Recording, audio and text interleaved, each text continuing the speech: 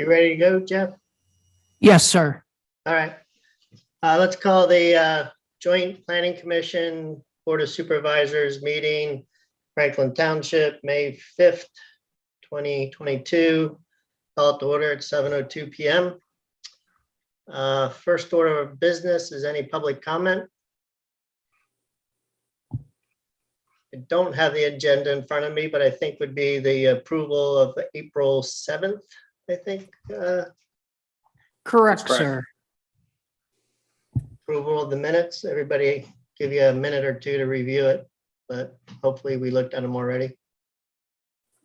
I had a question about actually down towards the bottom. It says, so the headers on section 4 are up for review. What does that mean?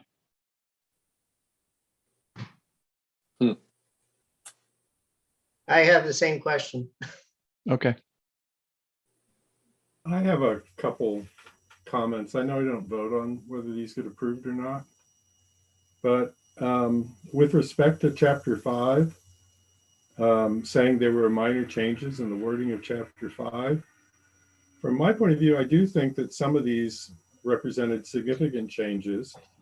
And from the point of view of at least one attendee, that was Paul Overton, who made a public comment after the meeting. He clearly felt that he was unhappy with the changes that were being made. I think it's peculiar to say that there was no comment at the end of the meeting. And then finally, I'm not sure what's going on with the section that begins, there is an open space advocacy, etc. But that strikes me as somewhat argumentative for minutes.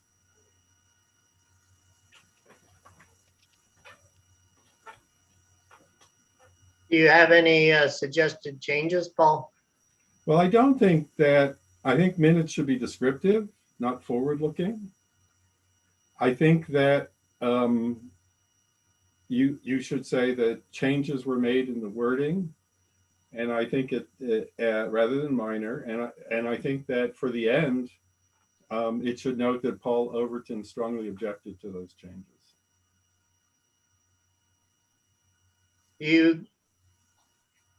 Unless you're not going, unless he should at least noted that he commented. Right. Jeff, do you know, did John have a chance to review these with? He had only a brief time there, Dr. Hoffman. He had a death in the family here just Right. recently, and he's got some other stuff going on tomorrow. So this is, with it being taped on YouTube, Sarah and John can go over those sections again. And if you want, we can bring it back to next month's Planning Commission meeting. These minutes. Right, how do the four of you feel? Or Mark, Matt, Chuck? I would like to see them come back. Yeah, I think it should come back too. I'm not sure if we need a motion to table it, but do we have one in a second, just so we can, if we needed one? I make a motion to table the April 7th minutes for further review. I second. Any discussion? I'm just curious, under the sort of rules of order, isn't it necessary to approve the minutes of the last meeting before you start the next one? No. No. Okay. Do you want to make any comments for the record? With any, suggested Are you talking to me input? or someone else? Yeah, with I think you had good comments. Did you? To Paul Lagasse. Did you want I to would just say, I would just repeat what make I a would few say, that I think comment? that the changes to chapter 5 should not necessarily be described as minor, because when, for example, it was suggested by the Comprehensive Planning Task Force that it was something like to make it required that trails be, to make trails required by the zoning.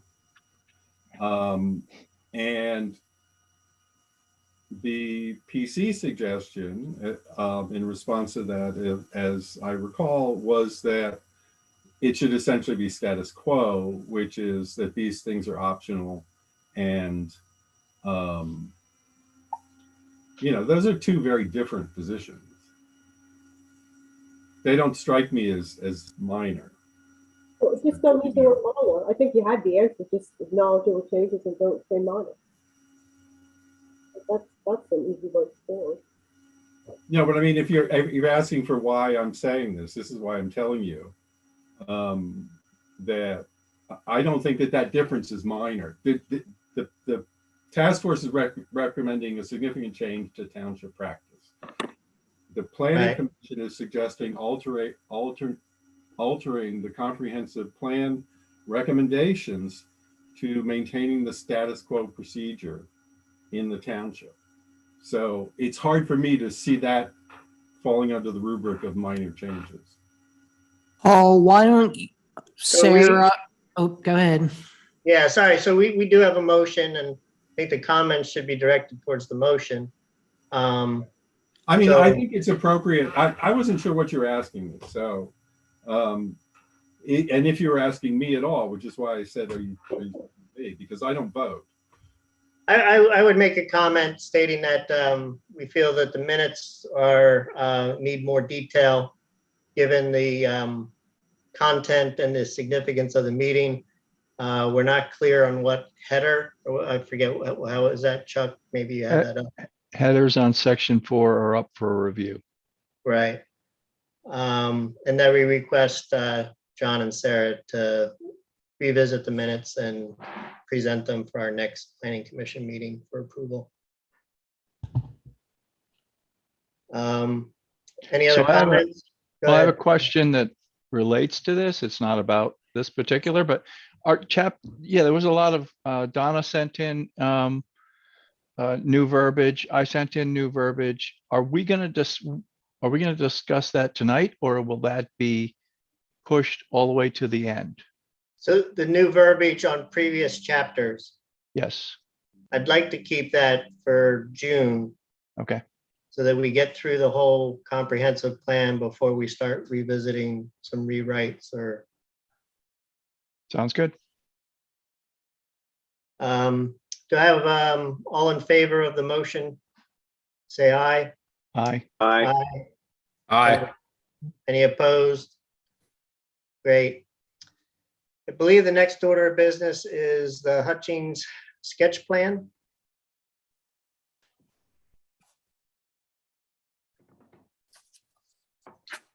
Bill, or do you have a representative that wants to present the plan to the planning commission?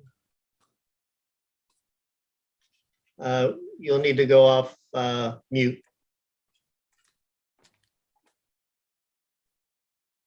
There I am. Okay, thank you.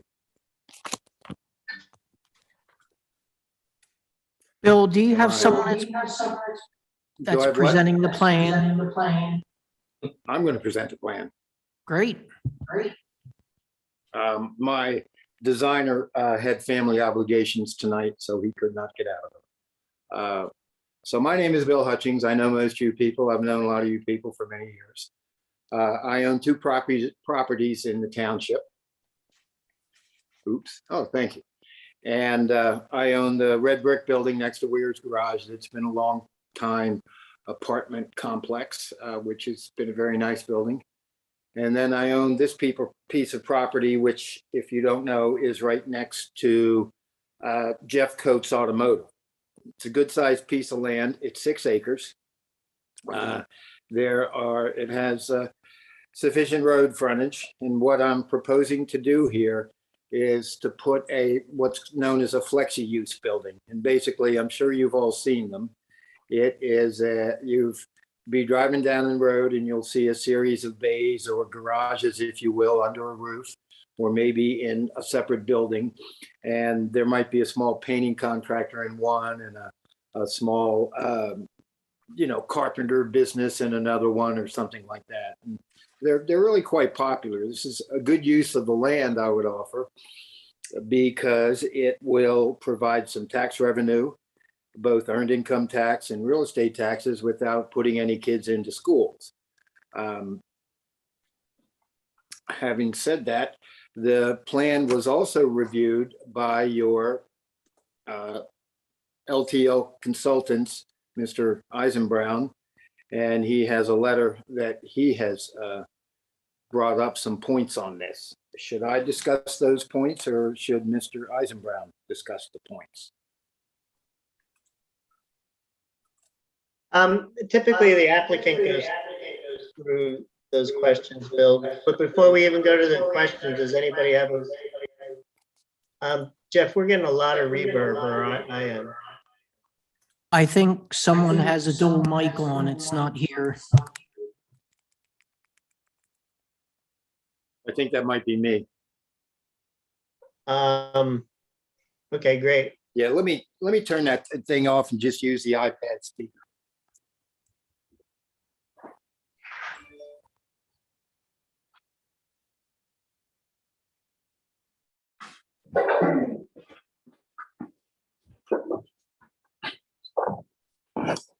Pardon me, that's off. Great, thanks, Bill. So before we get into the questions on the review letter, did anybody have any general questions about the plan? Commissioners or alternates? It's in the LI district, correct?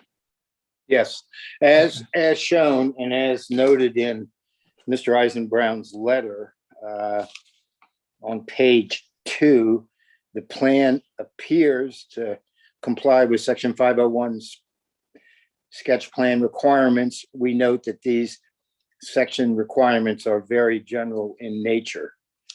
And it is the light industrial district, and what is drawn complies with virtually all the setbacks, all the lot coverage areas, computations, and so on and so forth. It also, I might add, given the neighborhood there, it's right next to Jeff Coates Automotive, and then maybe 100 yards to the west toward the Township building on 896. There's a guy that is proposing to have an auto business up there, although I've heard that's tabled at the minute.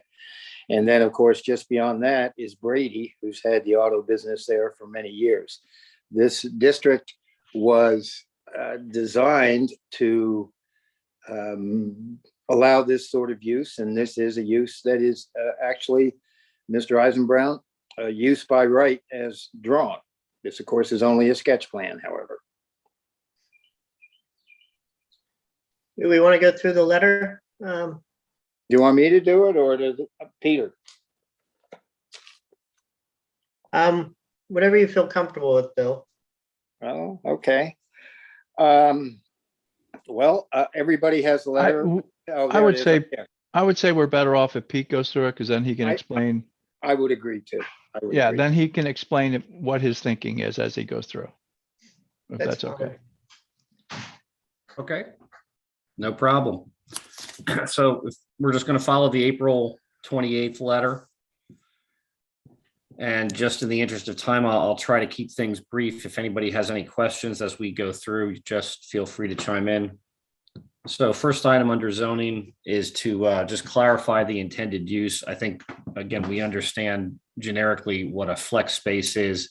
There are specific uses within the zoning ordinance, so ultimately he'll have to pick one of those or potentially multiples as the plan moves forward. But certainly, I think anything, there's a lot of possibilities within the LI district that can be provided as a use by right.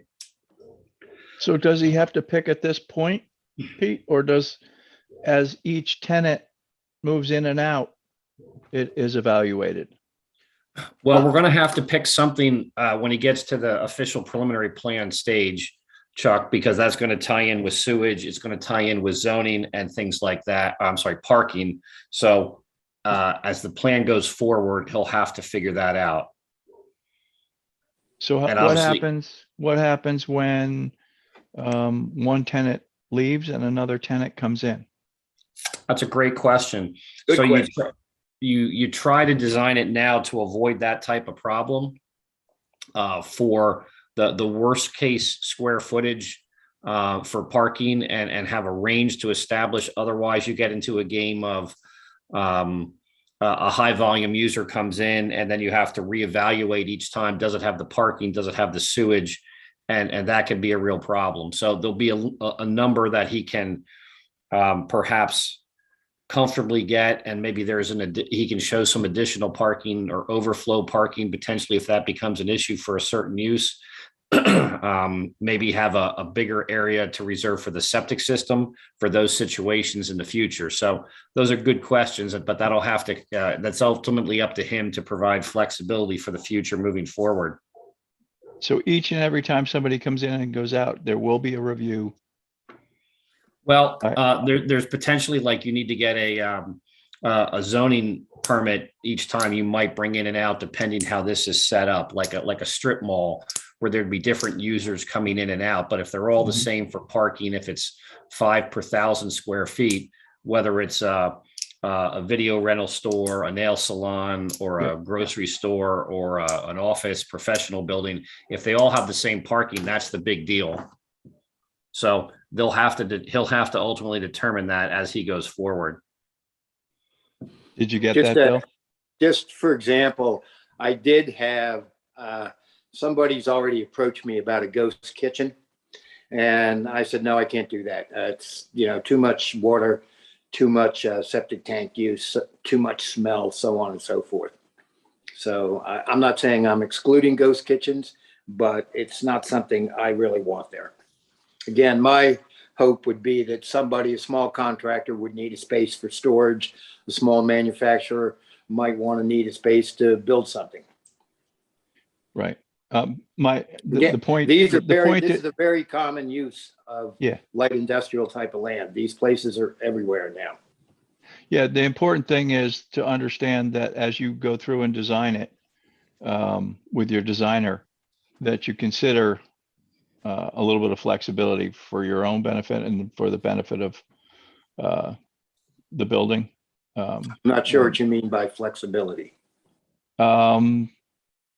You want to design it not to the most stringent or ideal design, but you're going to want to second guess and say, okay, what if I want to introduce this use, and you look at how that use will affect the overall design, and you want to mix them around, or maybe you do all of them, but you look at each different use and see how many you can accommodate readily.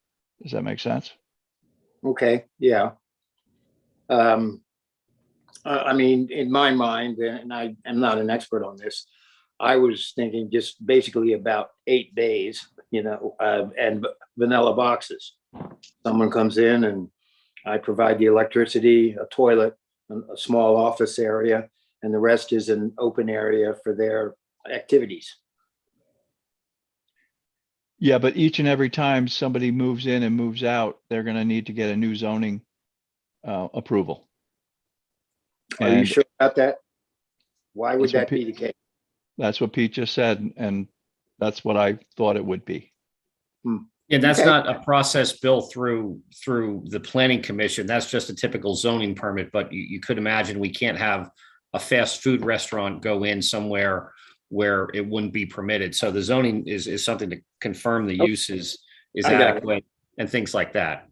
Yeah, so for example, things that fall within the examples in the zoning code, which I don't have in front of me, but I know there's a list of things. Right, and different approved uses have different parking requirements because occupancy changes, et cetera. Those changes affect the site. Right. So if you want 8 bays, then where you have like loading docks doesn't quite add up right now. So if you want 8 bays in there 50 feet wide, and Right. there's X amount of office space in each one, and then there's storage in the back. Well, okay, then that's the max that you could go for each one of those. And then there's parking based upon probably office space or employees versus the different parking criteria for warehouse. Maybe they Yes. have roll-up doors in the back, and you're going to allow trucks to come inside to load up and leave, things like that. Mhm. Yeah. So the case where you would fill the entire place with office space and a lot of occupants, that's going to obviously affect your number of parking spaces and the number, the size of the septic. However, if half of it was warehouse, it would have a whole different set of calculations and criteria. So when you design it, you're going to have to design it with some flexibility into it, as otherwise you won't be able to rent it to an awful lot of different uses.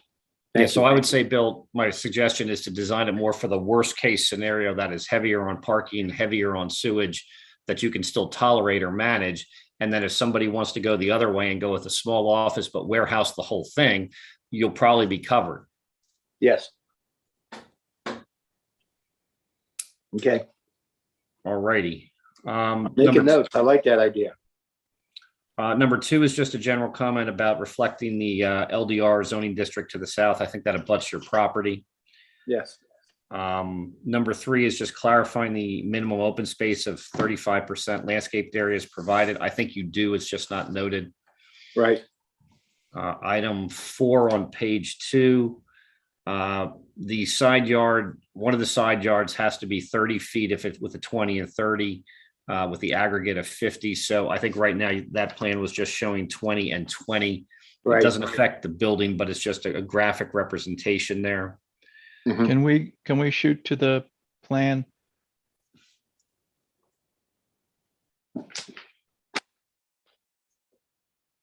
Where is that? Pick either side, Chuck. You'll just see a 20-foot setback. There it is, kind of mid-screen on the right. And when you go Sure. to the left, it's also a 20-foot. So it's Just the line. He just has to move the line, correct?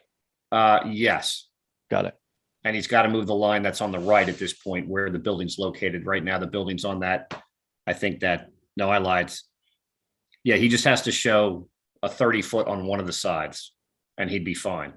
Yes. Comment 5, parking lot will require screening and landscaping per part 16, and that defaults to the subdivision book. So that'll obviously fall into place once they know what parking they have. And item 6 would be clarifying any outdoor storage if they would have. So sometimes these users might have items outside, and that's something that has to be considered. Or there could be a restriction with no outdoor storage, and that makes it simple.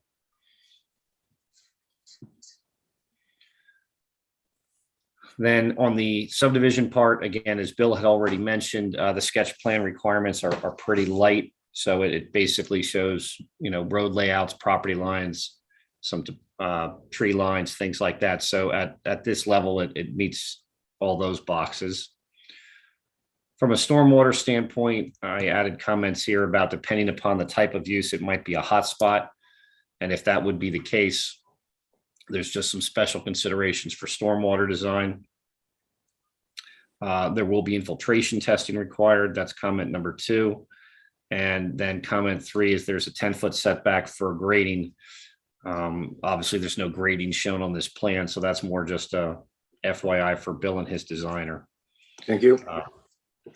Then with the general comments, and again, this is the meat and potatoes. Again, I'll try to go through these quickly in the interest of time, just to try to help the project as it moves forward.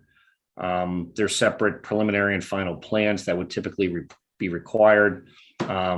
Given I could still consider this a small project, maybe they could be combined into one step. We could talk about that if we need to then.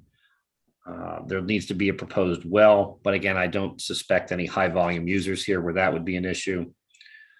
Item 3 deals with any proposed signage, if they would have it, that would have to comply with the zoning requirements there. Flipping to page 3, they'll need health department approval for the septic system. Right now, they were showing some old, there's a prior plan from 1989 that was approved here. It's just a 2-lot subdivision with residential homes, actually. Jeff was able to, I think, find that, or Bill provided that, I can't remember. But so what they're showing on the plan right now is old testing from that vintage. So hopefully that's still okay. The health department will have to take a look at it and go from there. Oh, I would offer it's not okay. Okay. I'm sure. I already talked to the health department, and I have to start from the beginning on that. Okay. And it's very expensive now. The rates have gone way up. Yeah, I can imagine. And you may want to also have a backup area there. So Oh, you yeah. may end up with dual testing when you get to that point. So that'll impact you. And again, sewage, if you can't do too much sewage there, that may limit your users by default too. Yep. Of what you can do there.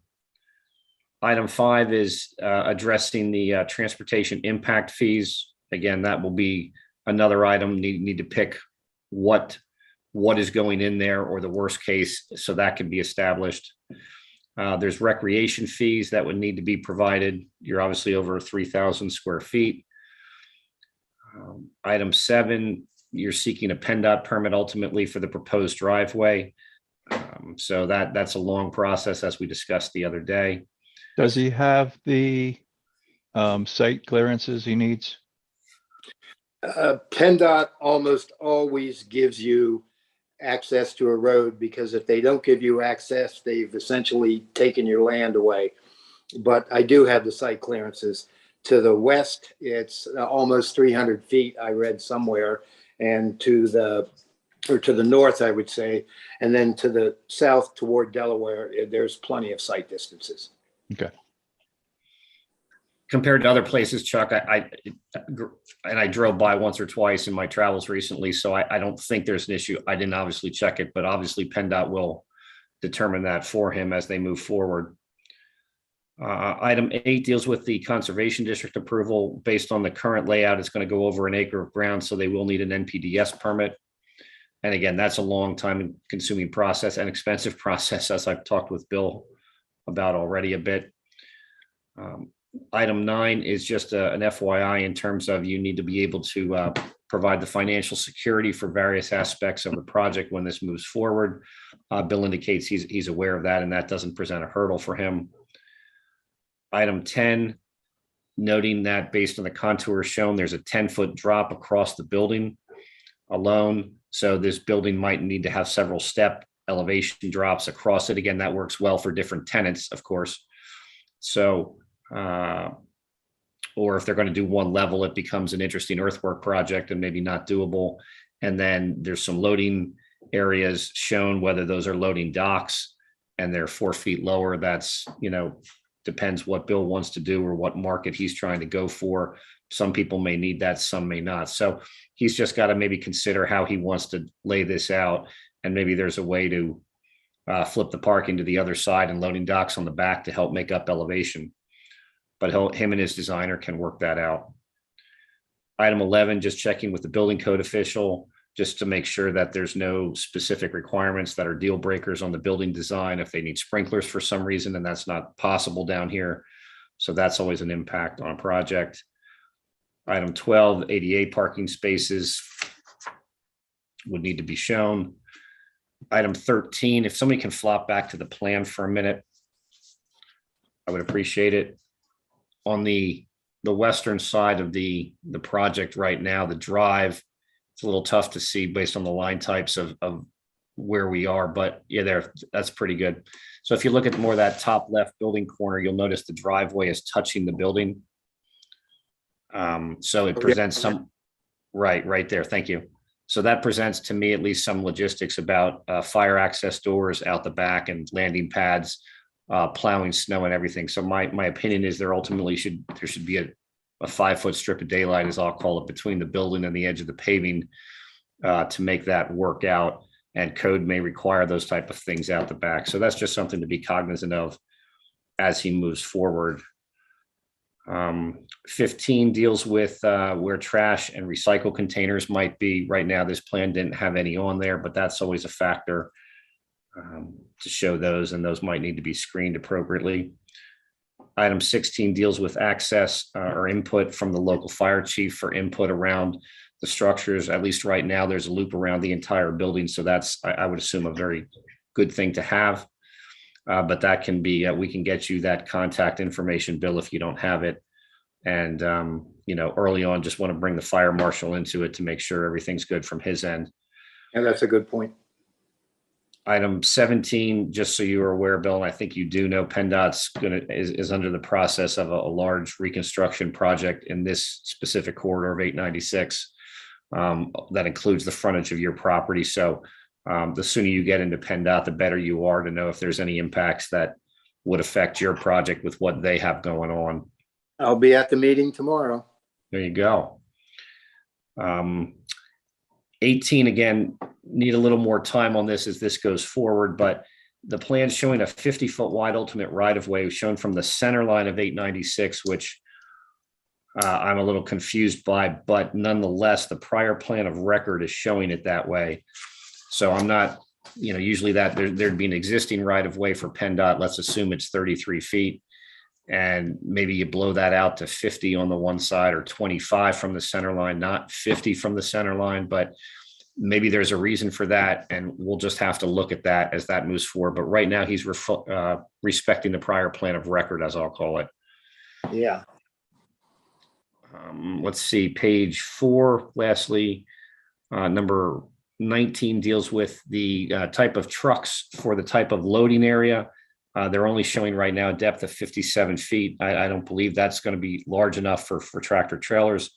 And maybe that wasn't the intention. Maybe it's just straight body contractor trucks or small trailers.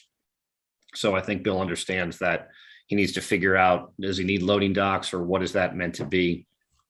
And then have the appropriate size there and run the necessary turn templates to make sure you can negotiate in and out of the site properly and around the site.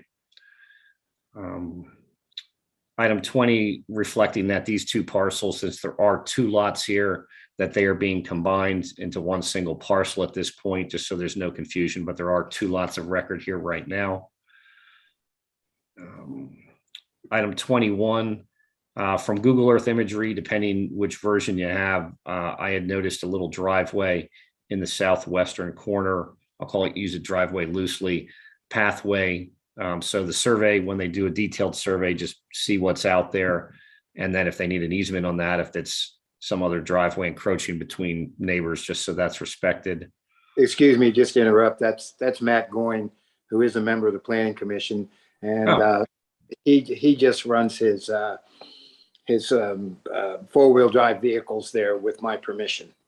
Oh, okay. So it's not deeded or anything like that, correct, Matt? That's correct, Bill.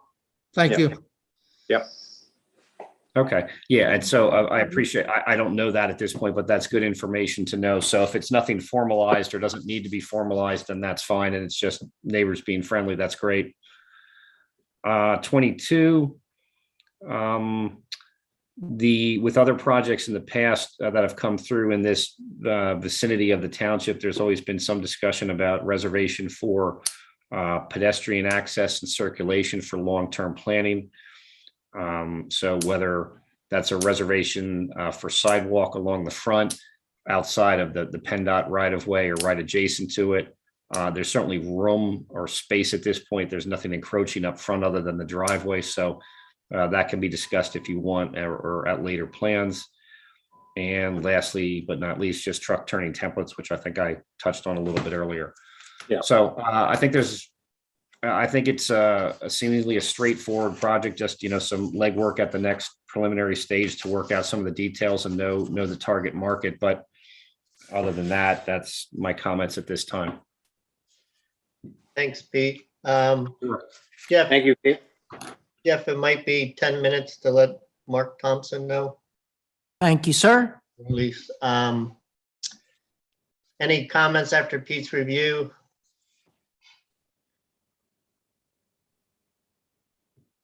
I think it's fair to at least discuss. I'm not saying I would take Pete's recommendation on it. Given the potential complexity of the different occupants, and Pete said maybe revisit this, whether it could be a combined preliminary, final, or knowing what you're up against, Bill, would you want to do a preliminary separate from a final?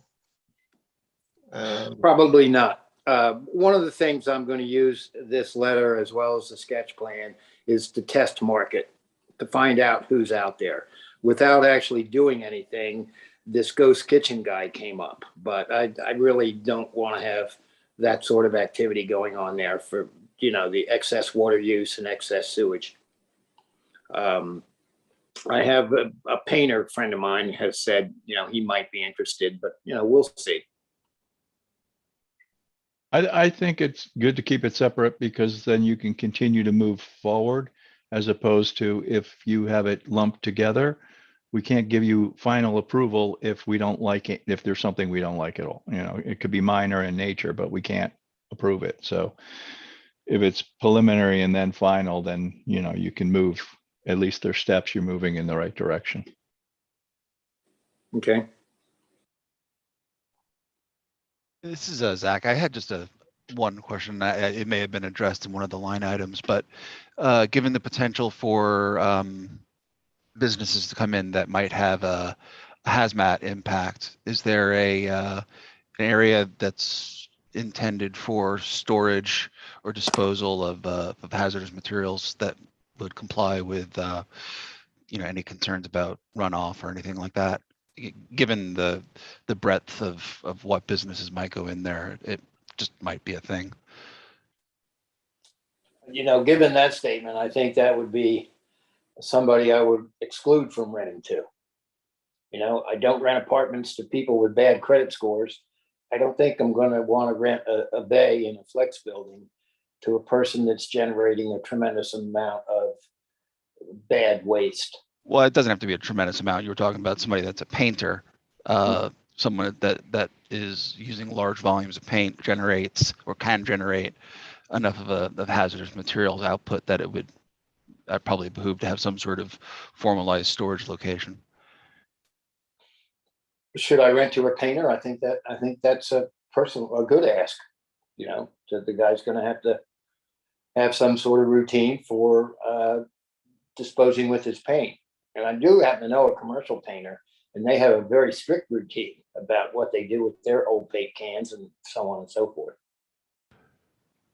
Well, I mean, again, the reason I'm asking is not, using your own judgment is obviously preferable to having a statutory requirement, but from a planning perspective, I don't know if something like that is required. Otherwise, it's basically at your discretion whether or not you rent to somebody that generates, potentially that kind of output.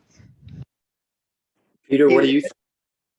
Pete, would that come up with each use change for a zoning permit?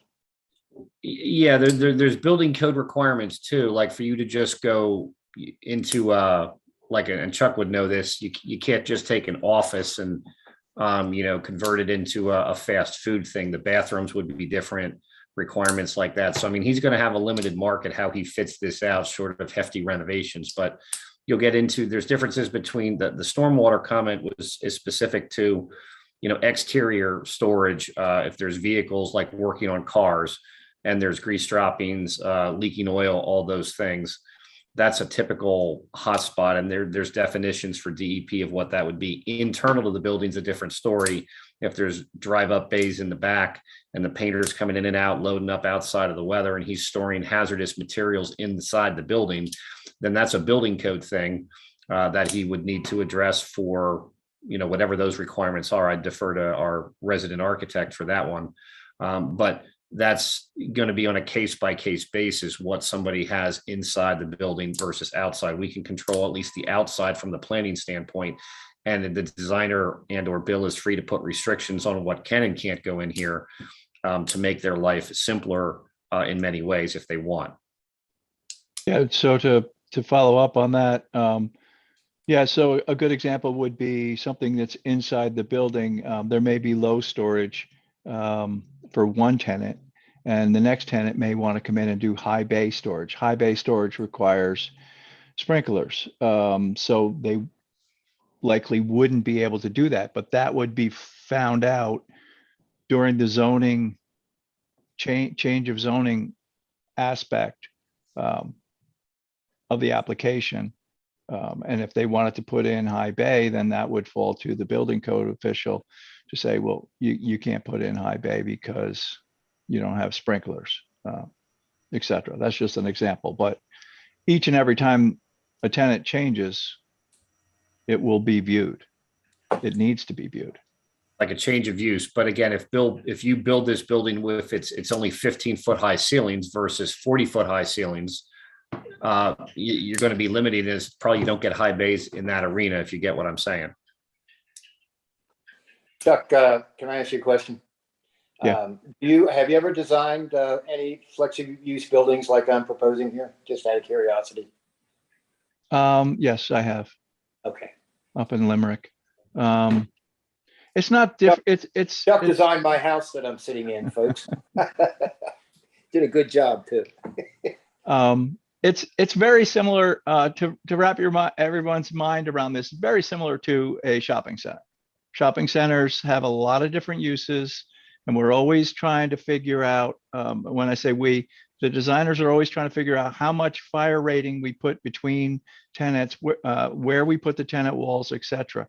Because every time there's a new tenant, maybe the wall gets moved, and it's typically a different use. There's a lot of uses that happen in shopping centers. There's a lot of uses that happen in these flex spaces. It's not just all commercial. It's some of it's assembly, some of it's business, some of it's mercantile, etc. Goes on and on and on. So.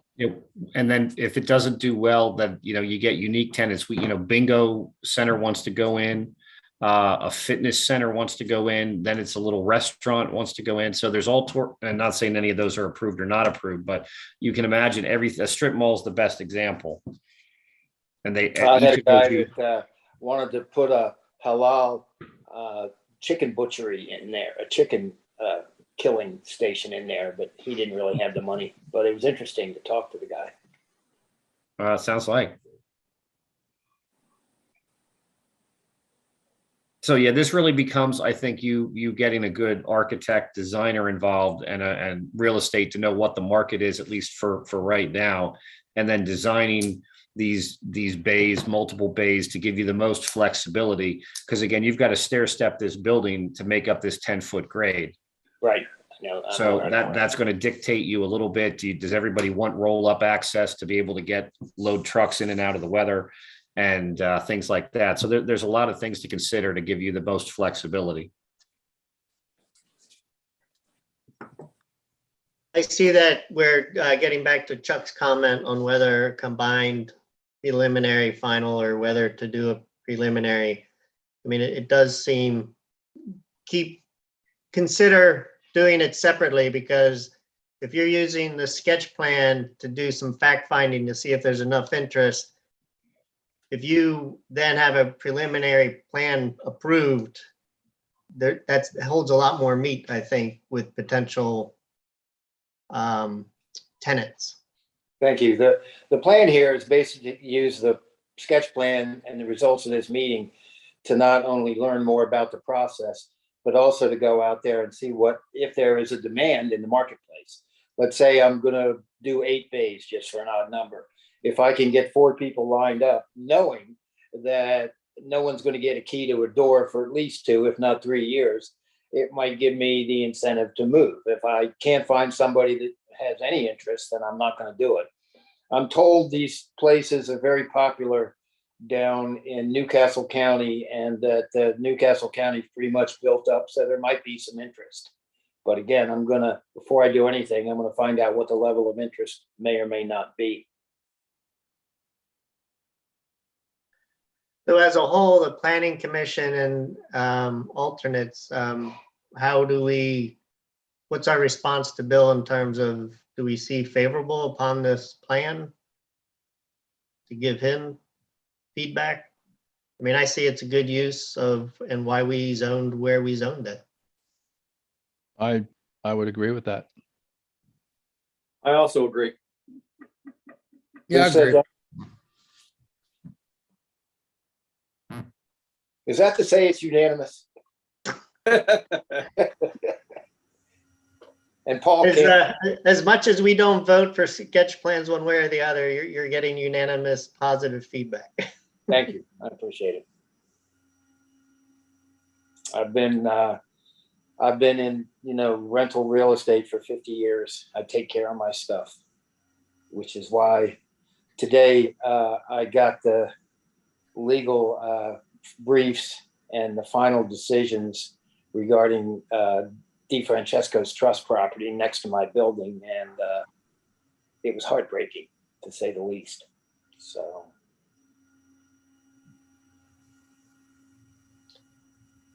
Do you have any other questions for us, Bill? I do not. Any other comments for Bill? Good luck. If not, yeah, good luck. If not, we'll Thank move on. I'm going to stick around without the camera to hear what goes on with the comprehensive plan, because I have some, there's some things that I'd really like to see on that, and I've already put some input on that. All right, well, I'll watch the list of attendees to see how long you last, Bill. So will Jeff Eastburg. Next item is for Mark Thompson to explain to us an official township map that we were introduced to last month. Hi, Mark. Hello, Doctor.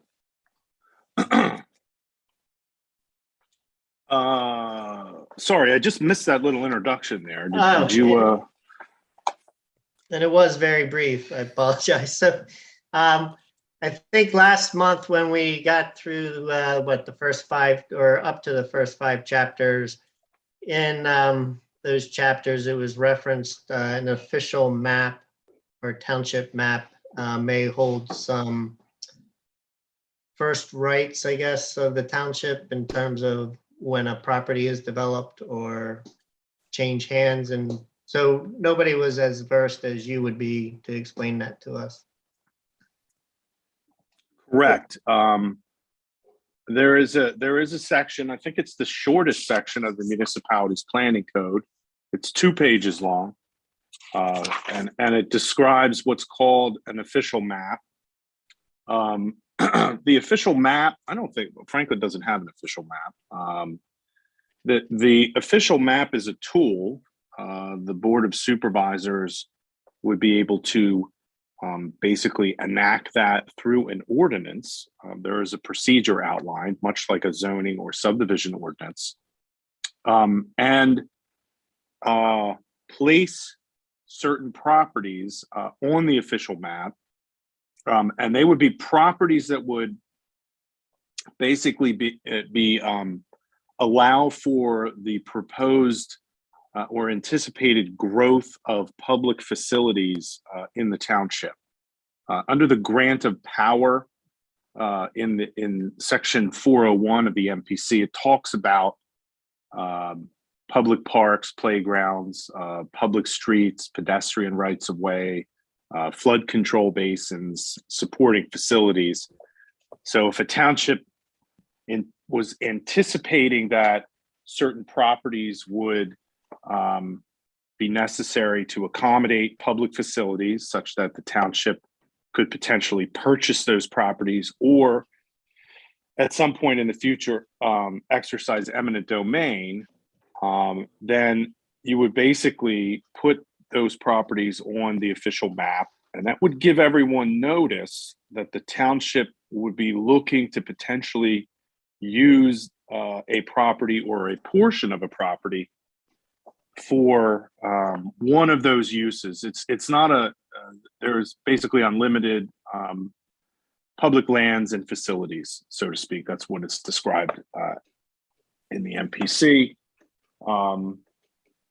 So yeah, it's described as a right of first refusal. I know that that's what individuals describe it as. It doesn't prevent anybody from selling a property, but it's basically a giving notice to everyone that the township has a serious, intention on potentially utilizing that. So if you were to try to sell it, you might run into some problems with a potential buyer.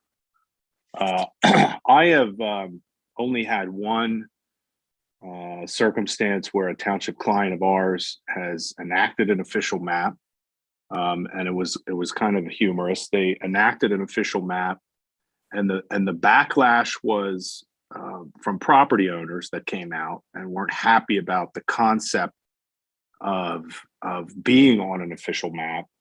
The township enacted the map and then subsequently placed no properties on it. So I won't name the township, but one in Chester County has an official map and doesn't have any properties on it. So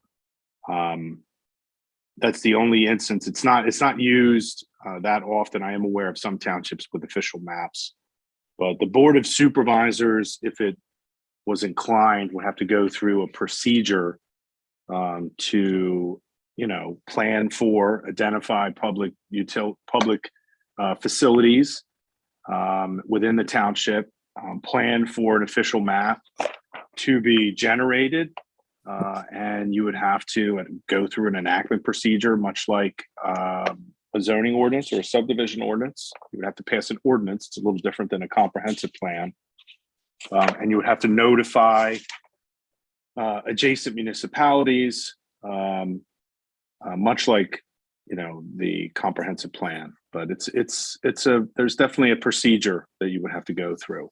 So that is the gist of what an official map is. Thank you. So I think it came up from what I'm remembering, maybe in our trails discussion. So with an official map, something like that, it could be used to acquire a section of a property. In your example, Mark, it sounded like, well, we're going to have eminent domain or purchase the property. So it basically is like a reservation for up to a year.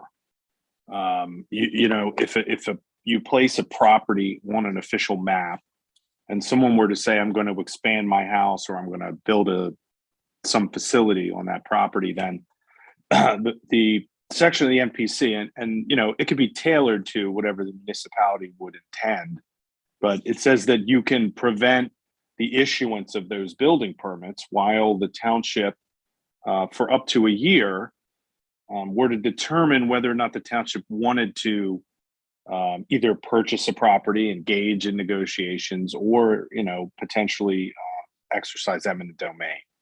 So it kind of places kind of a freeze on it while the township, giving the township an opportunity to make a decision on kind of a master plan situation. If they had certain roads or public facilities they felt were necessary and they didn't want to exercise the eminent domain all at once or at this point in time, then you put it on an official map. You say, listen, we think we need more parkland. We think we're going to put a couple properties on the official map where we know we're going to eventually need a park or a sewage treatment plant or a school or something, that the township will be responsible for. Like I said, there's a list: parks, playgrounds, streets, widening of public streets. It talks about railroads, pedestrian trails, easements, flood controls. So once you identify certain properties, you would put that property on the map, and you have to go through a process to, public comment, providing notice to the other municipalities, and then that property would be on the official map, and then it would be subject to whatever limitations the township would make a decision on. If it says 6 months, we're not going to issue permits for 6 months on something. If permits were to come up, you can kind of tailor it, but it basically freezes the ability for someone to do something on that property, and gives the opportunity for the township to take an action in the future if it needs to. It doesn't So need to be a year, but it could be a year. it's up to a year. Yeah. Okay. You could make it 60 days. Yeah.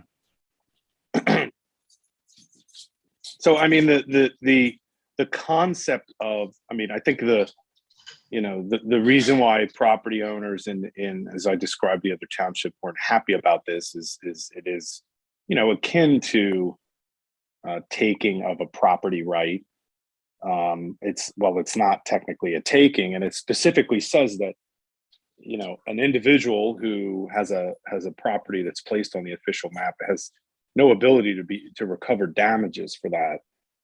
It's still something that, people don't take lightly, and they don't, appreciate. So it is, it's an available option for a township to exercise, but I've only seen it done once, and they had a packed house, and people weren't happy about it. So, but that doesn't mean that it's not, I'm not dissuading anyone. That's just a anachronism that I would share. What was the reason for that township wanting to have an official map?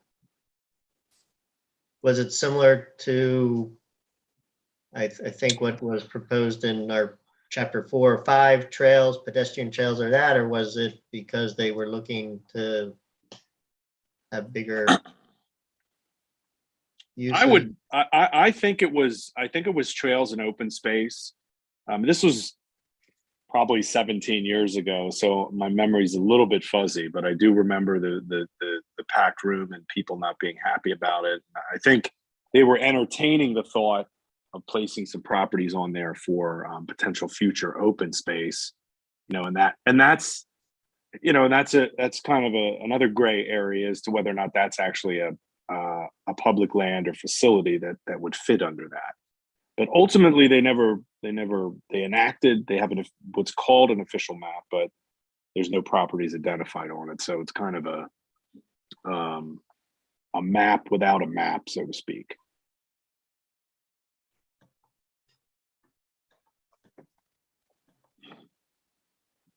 Any questions? Good. No, I mean, I really think it would be a tool if the township knew of some massive flooding that was an issue in a particular area of the township, and the township wanted to ultimately deal with that in some way, shape, or form by taking by eminent domain, a floodway, or something of that nature. Or I think I gave the example of a public facility like a public park, or a public sewage facility, and they knew they needed a place for a pump station, things like that. And then you can kind of identify from 10,000 feet what you need in the township and, engage in that process. But most of the clients that I deal with do not have official maps. So I hope that explains what an official map is and what the process is. I don't know if the planning commission is considering making a recommendation, or if it's just a discussion concerning the ability for the official map to exist. So Mark, it's in the comprehensive plan. I think the issue is, and that the PC can decide it, or we can take it at the board. Do we keep it in there? Keep that section 5.5 dash. It's in the comprehensive, right? It's in previous chapters. So it would be something that the PC will visit in June, in our June meeting, once we get through these next 3 chapters and the related maps. This meeting.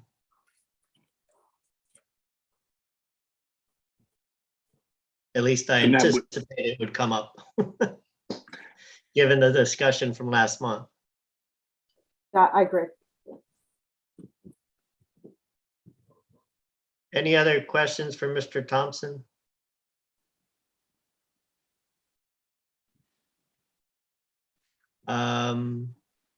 Seeing none, I appreciate the information.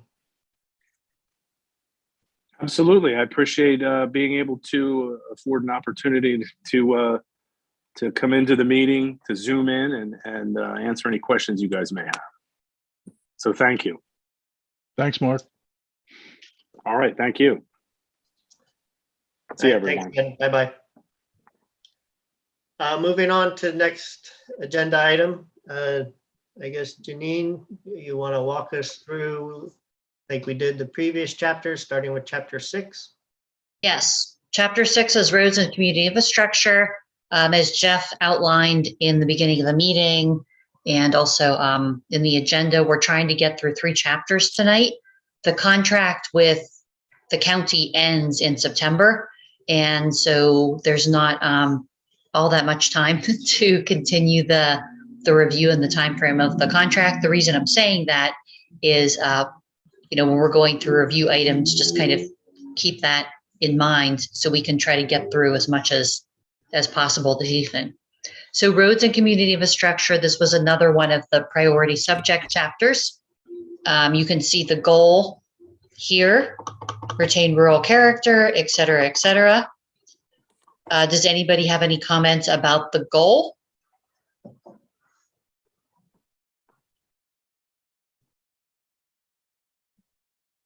If not, you can see that we started to add in the number of respondents based on past meetings. So I'm not gonna, go through that comment again because that was asked for. Does anybody have any comments on community input section other than that comment about adding respondent numbers?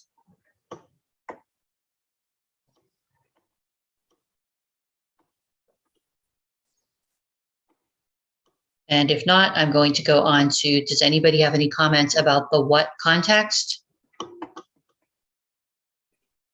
We start out, remember, with the higher level context and then go down into the existing conditions where we get to specific Franklin context. So the context is more Chester County and the surrounding communities. Does anybody have any comments about either the what context or the what existing conditions? And the existing conditions covers roads, stormwater and water supply, sewage disposal, public schools, library, emergency services. So all the basic types of community facilities. And if not, we'll move on to recommendations and actions. The first recommendations is community facilities in a rural landscape. Does anybody have a comment on why we're doing this recommendation?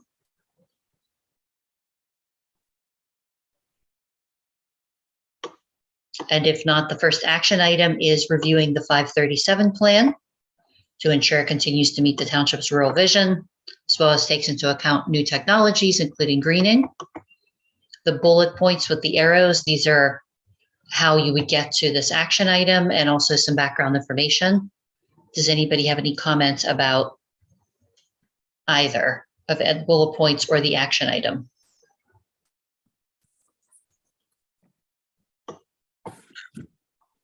And if not, I'll move on to the next action, review any water service areas in the township to assure they continue to meet the rural vision, groundwater surface supply, quality and quantity, take into account new technologies.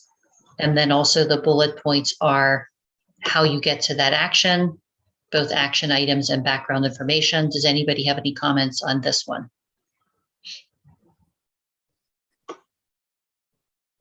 Next action item is when updates are needed to facilities, township facilities, consider how to make them energy efficient and alternative energy can be used.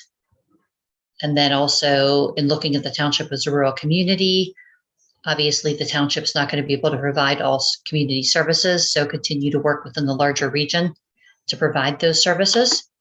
Does anybody have any comments on either action item or the bullet points under the action item?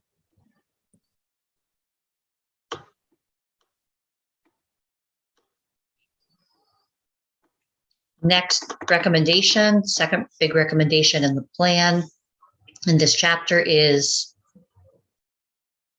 green sustainable infrastructure and energy. Consider, there's somebody with their hand raised. I know we generally reserve public comment till the end. How do you want to address that? Well, this is Bill Hutchings. You kept asking if anybody had any comments.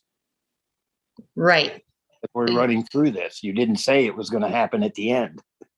Well, I don't control that. The planning commission and the township controls that. Okay. Sorry, Bill.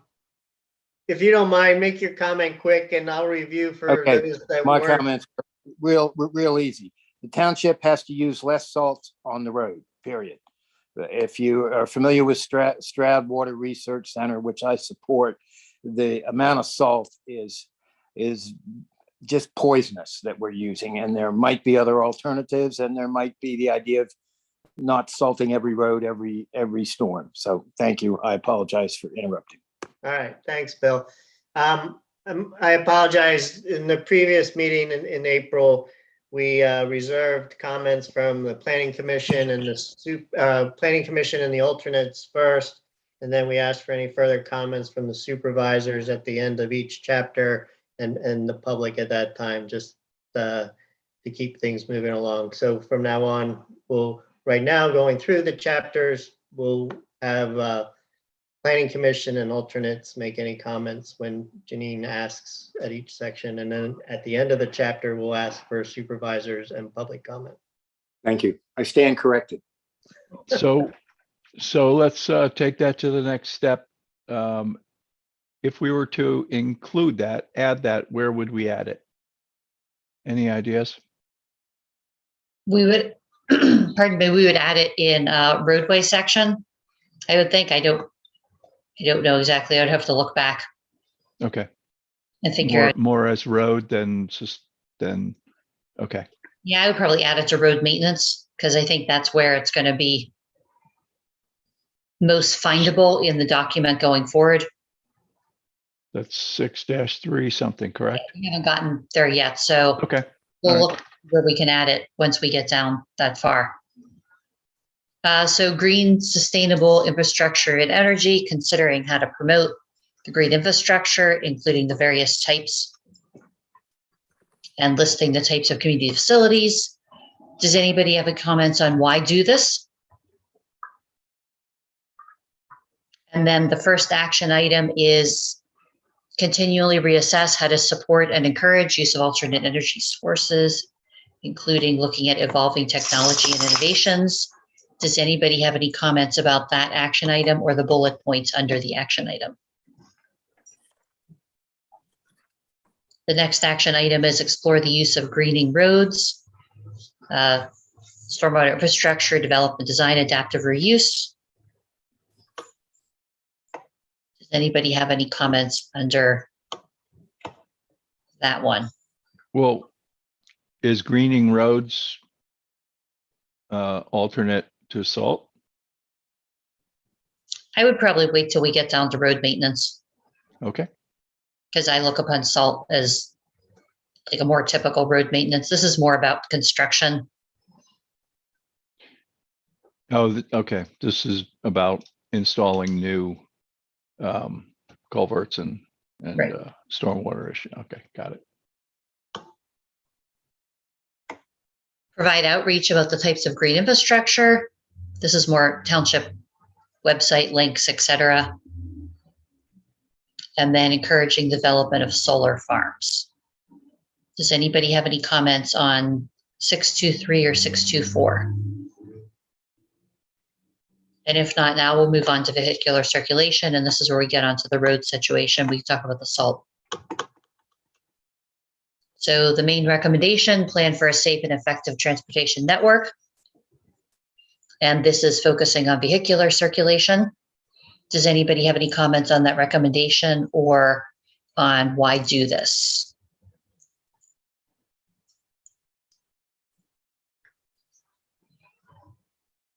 First, we're looking at, for the first action item, we're looking at how to make PA 896 and Appleton Road less desirable as a truck route.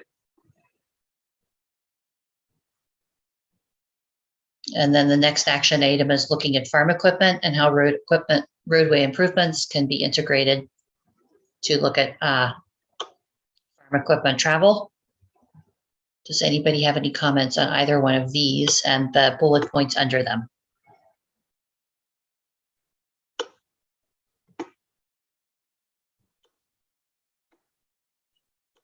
This one really gets into maintenance, but it's primarily maintenance of state roads. So I'm not sure if the salting would really be relevant here. I'm sorry, state roads and county bridges. And then the last is there is the next one is that there is an update to the transportation improvement inventory, which is a regional project every 2 years, and make sure the township's projects that the township desires for transportation are included on that inventory. We talked a lot about speeding, and so working to discourage speeding. So this is where I would like to insert those 2 items that I sent out over the weekend. One being soft shoulders and the other being creating a one-way section to eliminate, like Gypsy Hill is an issue right now, to eliminate shortcuts.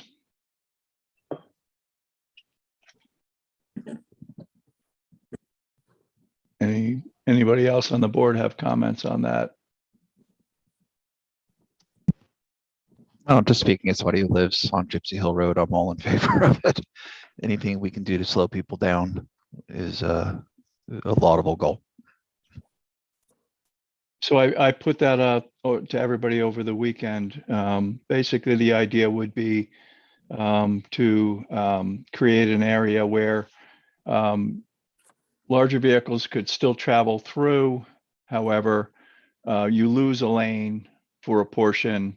It needs to be along a nice visible section. And everybody yields to the opposite side. We sometimes inherit that with our small bridges. It kind of keeps speed down, but this would be more of a controlled and thought out process with signage, etc. And it just discourages full speed on these shortcut roads that just end up people trying to get around traffic. It's done all over the world. I see it all the time on my virtual bike riding. I know that Zach, I've been in attendance at a couple supervisors meetings where we specifically talked about Gypsy Hill Road, and I think one of the biggest obstacles has been, or not obstacles, just one of the biggest concerns has been from the fire department. They're worried about anything that slows down their response time. We had talked about making Gypsy Hill a one-way road to try to reduce the number of bad interactions that happen turning south onto 896 from Gypsy Hill at Cornerstone Church, because there's usually no safe way to make a left turn from there, but there's been a lot of resistance to it. So I would say that, again, just it's a great goal. Personally, it would make my life a lot nicer, but just be aware that there's going to be some pushback from the fire department if it slows them down at all. Yeah, this is not making it one way.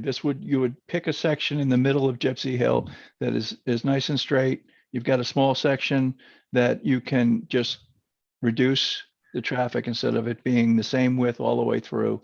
It would reduce down to one lane. You would put up some flexible cones that would bounce over, or you would just simply make it a different type surface. Yeah, no, I didn't mean Yeah. to say Okay. You were saying they're one way. They rejected the one way thing for a number of reasons, and yeah, the stretch between probably the Maurers who have the horse farm up to maybe past the Millers who are the house next to them before the wooded section would be ideal for that. Yeah. Yep. Exactly. I'm fine with And- that. Go ahead. So then the other item, do you want me to go on to the other item, Dave, to describe it a little bit, soft shoulders? Yeah, I mean, I think what, Janine will word it such that it's not specific, but that we'll consider those type of things. So yeah, go to the next one. Okay, so the soft shoulders, they just redid Chesterville right in front of me. And basically what happens is that if we don't document it and we don't modify it, every time that one of our roads gets redone, they grind it all the way as far as they possibly can. We lose more of the shoulder and it becomes fully paved. The road becomes wider. Wider roads equate to faster speeds. We at some point need to say enough's enough, and we need to, if we're going to widen the road, we need to widen the shoulder first before we widen the road. And I don't see a purpose in widening the road, but I mean, a lot of people's mailboxes used to, you used to be able to stand at the mailbox, but now you can't. You literally have to lean around or stand in the middle of the road to access your own mailbox because we lost our shoulders. It's been a growing. Our roads have grown over the years, but our shoulders haven't pushed out. So I think we need to acknowledge that, and next time something gets paved, we limit how wide the paving is. Chuck, Chesterville is a state road. So should some point be made of pointing out that this is something that needs to be looked at both for our own roads and state roads? I agree, exactly. But we don't currently have anything, so therefore, when Chesterville was done, it was just done. There was no discussion.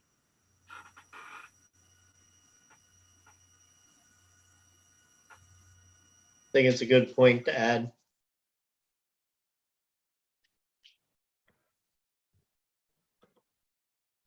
And the soft shoulders would be on township roads and on state roads?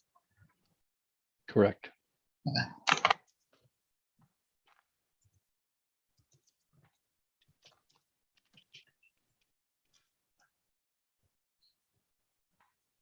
And the other recommendation for the yield, the one lane traffic, would that be on township and state as well? Just, I can't imagine a state road that would, it's going to be just the locals. Okay. It's, yeah.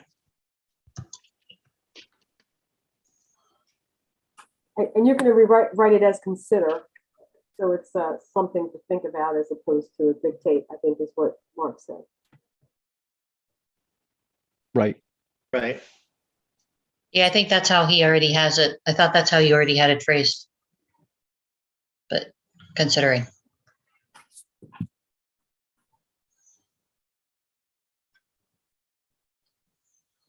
Ready to move on, Chuck? Yes. I'll just add consider just to make sure everybody sees it, written here. Okay, and then I added the general reduced salt. I'll figure that out. We don't have to spend time in this meeting. I can determine where to put that, if that's okay with you all. That's great, thanks. On-road bicycling is the next recommendation. Consider how to improve bicycle connectivity. Does anybody have any comments on the why do this? And then the first action item is how identify road improvements to facilitate on-road bicycling, including stormwater management.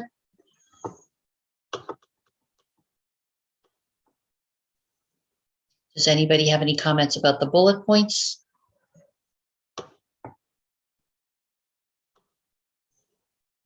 And if not, the next action item is consider how to address funding to implement on-road cycling circulation. Does anybody have any comments on that or the wording on relation to the township vision? Or anything on learn more, various websites? There's a lot of them. There's a lot of them for community facilities and transportation. Okay, so let's move on to the next chapter. Wait, whoa. Just to be, we want to get supervisor and then public comment on this chapter. Sorry, got eager. Sorry about that, Donna. Yeah, I only have 3. And Is there, wait, before we go there, is there any maps associated with this section? There are. Do you want me to cover the maps now or do you want to wait for the text comments? I think it's best if you cover the maps now.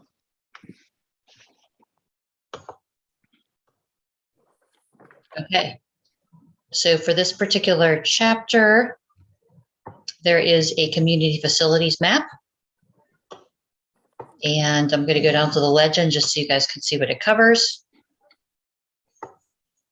You can see it covers police stations, the township building, schools, the sewer wastewater treatment service area, the fire company, those sorts of things, and also the public water service area. Does anybody have any comments about the map? I can make it a little bit larger to make it easier to see.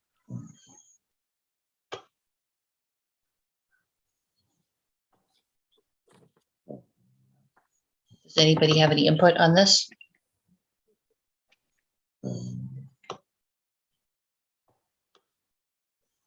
And if not, we will move down to the next map, which will show you the legend. This is the roadway classification and looks at traffic volumes also. The roadway classification is based on Chester County Planning had developed the classification system, and it's largely based on vehicular use, traffic, that different roads handle. And so in Franklin, there's a major arterial, minor collector, and local distributor. And then we put on this map the number of vehicles on these various segments, so you can see what the average daily traffic count is on these various segments. Does anybody have any comments on this map?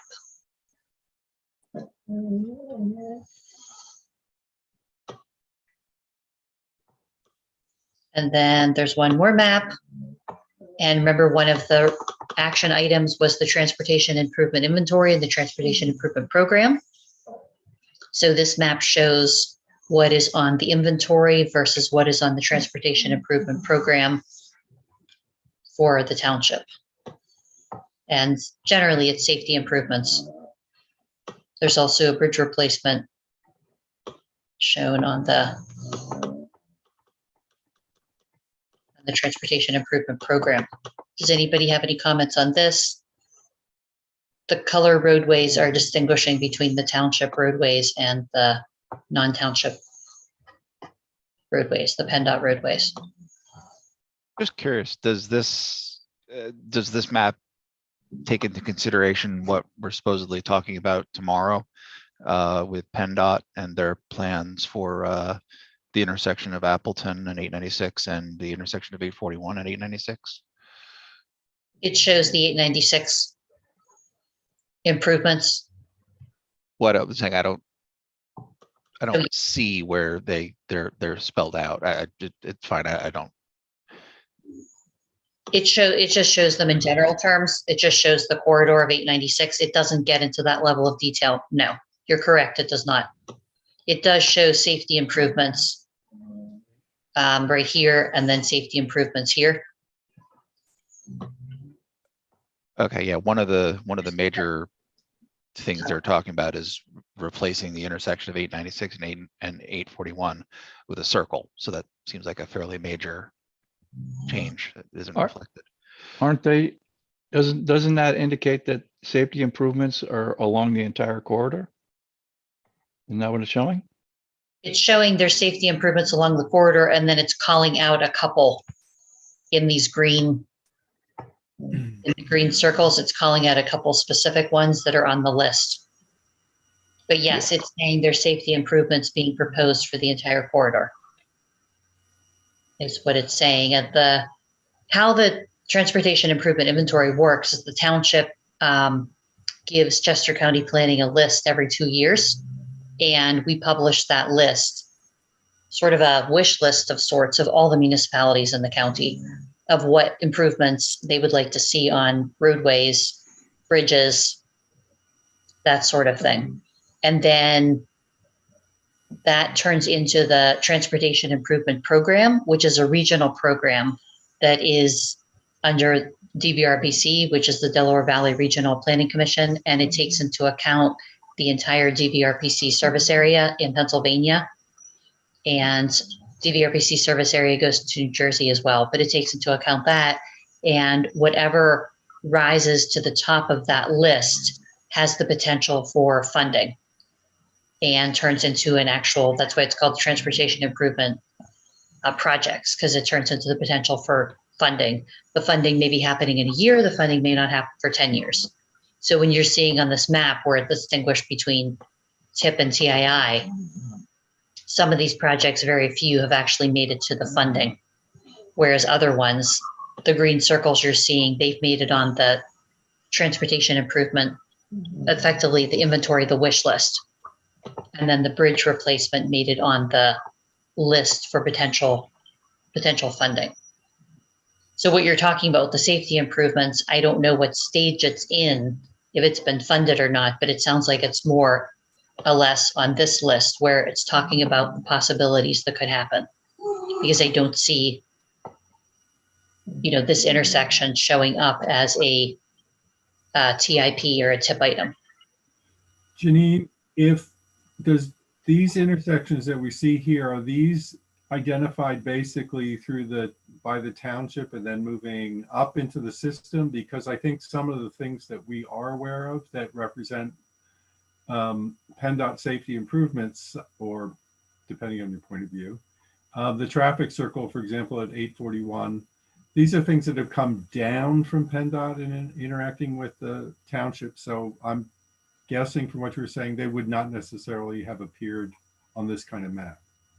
They wouldn't have necessarily appeared on this kind of map, no, because that transportation improvement inventory is the township up to the county. And then the transportation improvement program is the county up to the regional entity. And then the regional entity looking at all the projects throughout the entire region and effectively deciding which ones are rising to the top in terms of funding. Right, because this is funded. What we're talking about, those projects are funded, and it's been moving along for a long time. But so there are improvements that, to my eye, to Zach's eye, probably to others' eye, we're not seeing here, but this may have something to do with how this map is developed. Right, the data source that was developed on. I think probably what Zach is talking about is, and somebody else said it too, that generally speaking, 896, there's been a number of improvements, including, the triangle with Appleton Road, et cetera, that have been talked about for years now, I think it's fair to say. And some of those improvements are just falling in the caveat of this, orange demarcation on the map showing various improvements that are happening on 896 that aren't all happening at once by any stretch of the imagination. They're happening in increments as you go along. No, I guess my confusion was not seeing. I'm seeing some of the green dots where I didn't realize something was happening, and not seeing green dots where we're told something definitely is. So that's all. And we could certainly, make additions to the map. We would obviously have to identify it on the legend a little bit differently, but we can certainly make additions on the map if you would like us to identify something different. So we can certainly identify, a potential, I don't know what we would call it. I would have to figure that out, but a potential change at, the intersection of 896 and 841, based on what you're saying, the possible, traffic circle here. So I can put that. It's a fairly major, alteration. So that's all. Yeah. I will let everybody vote to, tell me how they would like the map changed. Would you all like me to add that to the errata, that this particular intersection and the possibility of a traffic circle should be shown on the map in some legend that I'm not sure how it will be shown yet? Right, I mean, this map, that would not be part of a TI or a TIP. And so you would have to change the title of this map, correct? Whereas at least there's an explanation of why this map exists. It's from the township up. Right. I personally think leave the map the way it is, but only because you can explain this map and justify it. So I guess my question would be, this is supposed to be an ongoing map, correct? Because this is what we're supposed to, Every 2 years. every 2 years, we're supposed to communicate with the county, or is it the state, or both? The county. Okay, so, So technically, this map could change every 2 years. Seemingly, a lot of municipalities will look at their list from 2 years prior and basically resubmit the same list because their wish list of, transportation improvements hasn't necessarily changed. It hasn't been fulfilled, but it hasn't changed. But yes, in theory, Chuck, you could be changing this, every 2 years and well, and resubmit we what you wanted to the county. yeah, and we should, because that's how we get on the list. Is that in the verbiage of this chapter? In the chapter, we do talk about it. Let me just double check.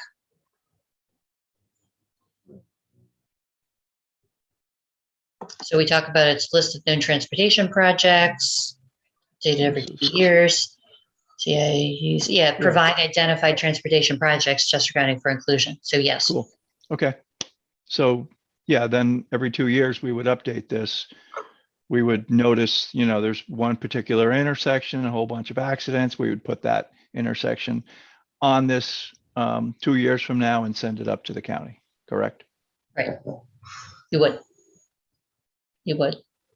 So is there a desire for us to, alter the map to show this particular discussion item? I think, to answer your question, Zach, and it's probably considered just part of the ongoing discussion on 896, and that discussion has been going on.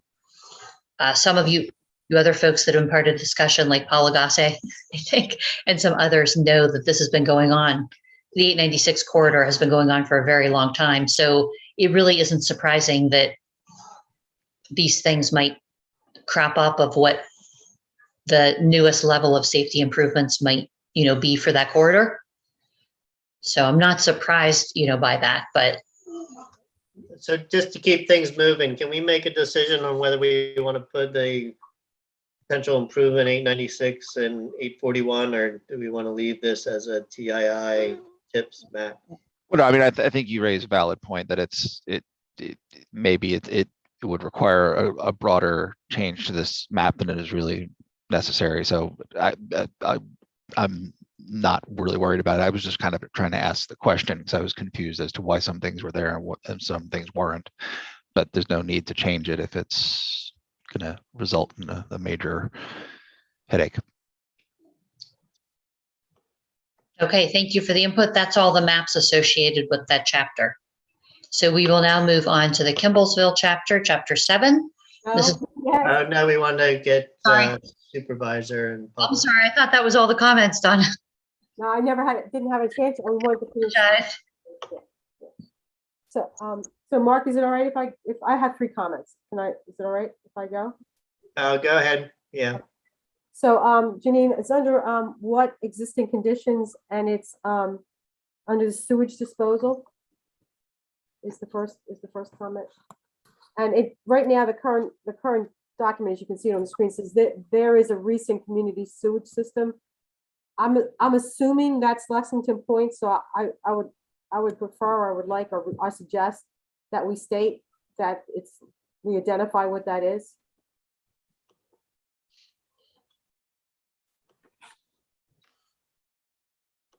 Is that okay with everybody else? Do you want me to add that to the errata, or? I think that's fine. We've identified other multi-unit dwellings, the Heritage Village and other, we've identified them specifically. So if we want to identify the one community sewer, I'm fine with it. And it is Lexington Point? That's the only one I know of. I don't know of any other community sewage system in the township.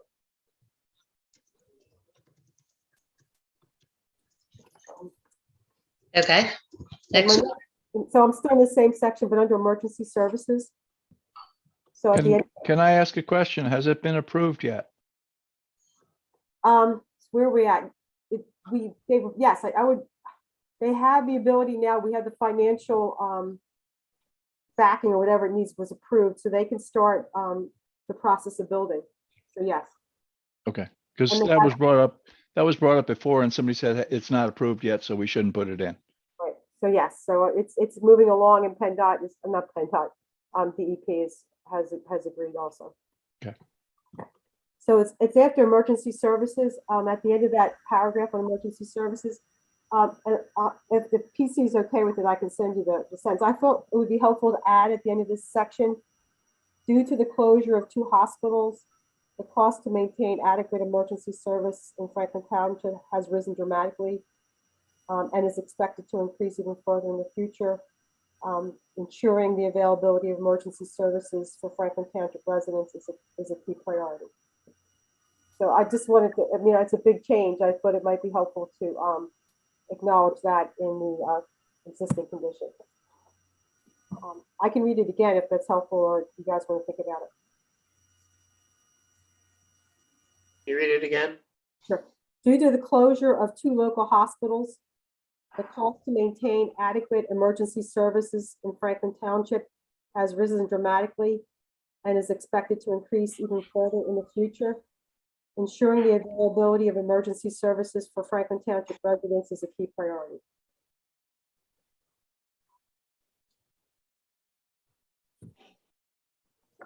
Donna, you bring this section up. I know that the supervisors just met with somebody.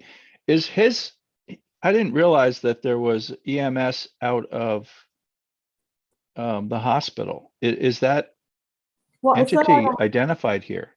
it's not out of the hospital. It's the hospital, when it was there, allowed them to work out of a building. So, and now that that hospital goes away, they have the potential to lose their lease because there's no more hospital. And in addition to that, it's gotten too small. So they had always planned to move. It's now, it may just be the opportune time for them to move because there's COVID money that they're going to, a COVID grant that they're going to request. But the bottom line is, it doesn't, they've been allowed the ability to store stuff and work out of a certain part of the hospital, but it's not the hospital. You know what I mean? It's a separate. Yeah, but are they the West Grove? No, it's Medic Fire. 90, it's Medic 94. And we don't mention them. They should be in here if they cover us, That's a good point. right? No, I agree.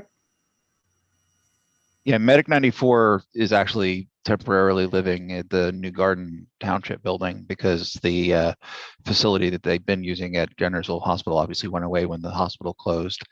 And I'm, in addition to everything else I'm doing in my life, I'm also a member of the fire department.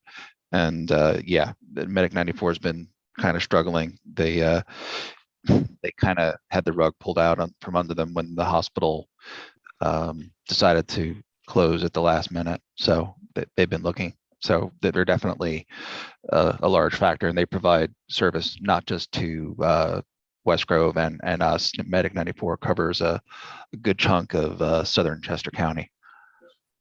So Janine, can you add Medic 94 to?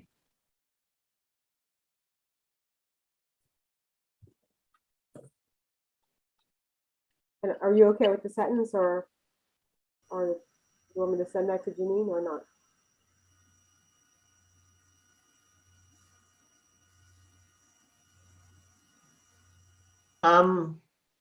I'm personally indifferent. I think the emergency services are important with or without the sentence, but I'm willing to go however the rest of this planning commission goes. I'm good with adding it. It just kind of makes it more specific to our time. So I'm okay adding it also. Yep. All right, good. We'll add it. All right, Janine, I can send that to you as an email, so I don't have to waste time dictating to you now. Thank you. Okay. And then the second is just a minor comment. You guys can say no. I'm under HAL, under recommendations and actions, and it's 6-1.3. And it currently reads, it's currently employ township facilities to use renewable energy sources. I thought it might be better to just restate that to say, consider the use of renewable energy resources at Franklin Township facilities. It's just awkward the way it's read. So I can read it again. It's consider the use of renewable energy sources at Franklin Township facilities for long-term cost savings. Everything else stays the same. I think considers better because once you put long-term cost savings in there, we might not be doing as many as employing implies. Those are my- I agree. If anybody else has any. Thank you. Any other comments on chapter 6? All right, we'll move on to chapter 7. Okay, let me just fix my spelling situation here.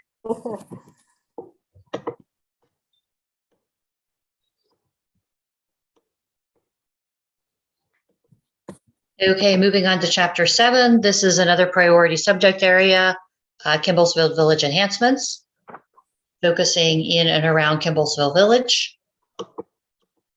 Does anybody have any questions about the goal for this?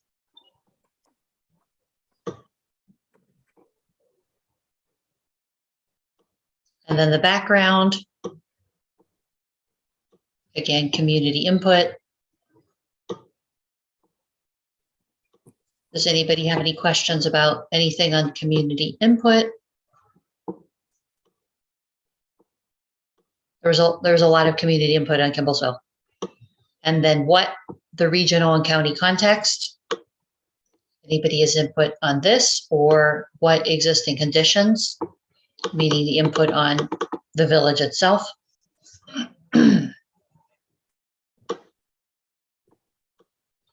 And if not, we'll move into recommendations and actions. So the first recommendation was looking at branding and marketing and how to promote the village as walkable agritourism destination. Does anybody have any input on why do this?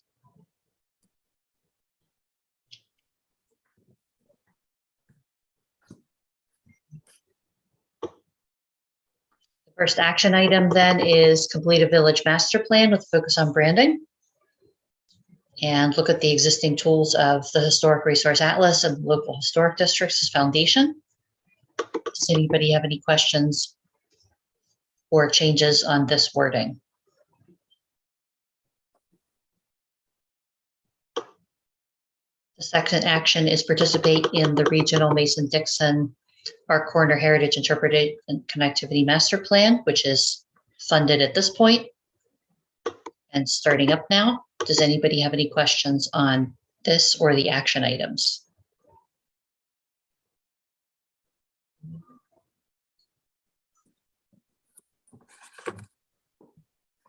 The next action is hold a community charrette for branding ideas centering on themes, agricultural destination, and then also looking at the recreational destination.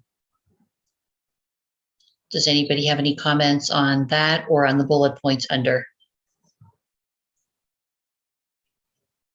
And then the next is to participate in Chester County Village and Town Tours Program. Does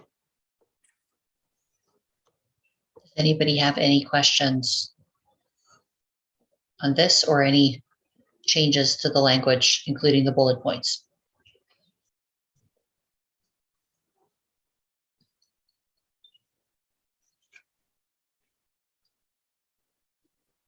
Work with local farmers to create a farmer's market in the village. Does anybody have any comments on this or the bullet points? And then the last one under this recommendation is establishing a wayfind signage for the village to promote history, branding, and direct and attract visitors. Does anybody have any questions on this? If not, we'll move into the next recommendation, which is historic resources and how to encourage their maintenance and continued integrity of the village character. Does anybody have any comments on why do this?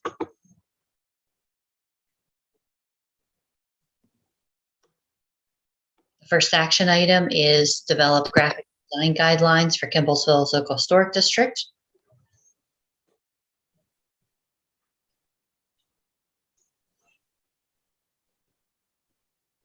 William Hutchins has his hand raised, so we'll get to you at the very end after the planning commission comments. Okay, just want to let, Thanks. So right now there are regulations on the book for Kimbellsville as a local historic district, and generally speaking, how those regulations work in terms of the types of regulations they generally have design guidelines in graphic form as well as text form to make them a little bit easier to understand for property owners and also to implement. And prepare a National Register listing for Kimbellsville Historic District. Currently, there is a National Register eligible historic district. Does anybody have any comments on this one? And then continue to keep the village as the local historic district in order to preserve it and encourage its adaptive reuse of the buildings in the village. Does anybody have any comments on the action items under the main action? The next recommendation here is walkability and traffic calming, support efforts to lower speeds and to try to make Kimbellsville more walkable. And does anybody have any comments on why do this? Or the first action item on employed traffic calming methods in the village? And if not, the next action would be to address parking, promote more visitation, also to consider ways of making 896 less desirable as a trek route. Does anybody have any comments on 7-32 or 7-33?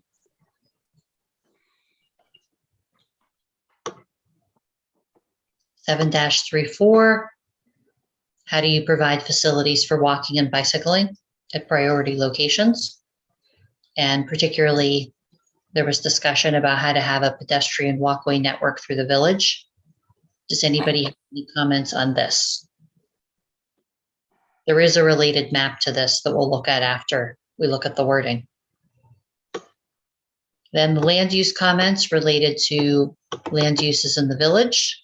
Consider zoning changes that would allow additional types of land uses to encourage Kimbellsville as a viable village area and township community center. And then also consider areas near Kimbellsville as primary areas for planned growth in the township in order to preserve the rural areas of the township. Does anybody have any comments on why do this?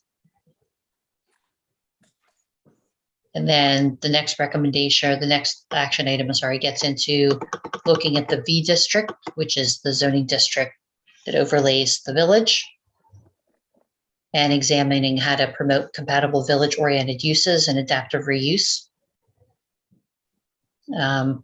Right now, there's a village district over Kimbellsville and Chesterville, and based on the feedback of this plan, there was definitely a distinction between the two villages.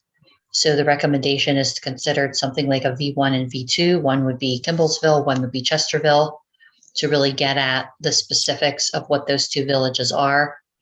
And based on the planning recommendations here, Kimbellsville would be a community center and the destination for agritourism, recreation in the township, and Chesterville would be a much more low intensity, smaller village type of use. So different zoning would be appropriate. Then also look at the village district boundaries and determine whether the boundaries should include all the National Register eligible district, the 167th, the local historic district, and possible other areas. Right now, those areas do not coincide and they're different boundaries. The next one is continue to have commercial and industrial zoning centered around the village, which helps provide the base of people.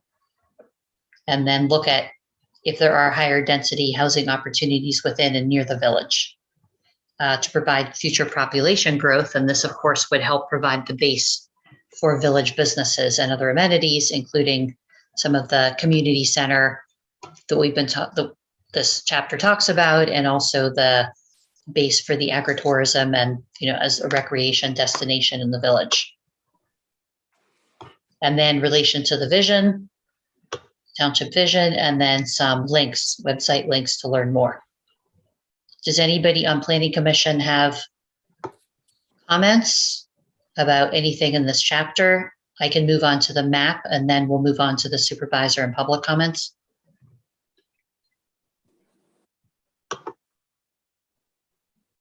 So moving on to the mapping for this chapter, there was a vision for how to have a walkable Kimbellsville.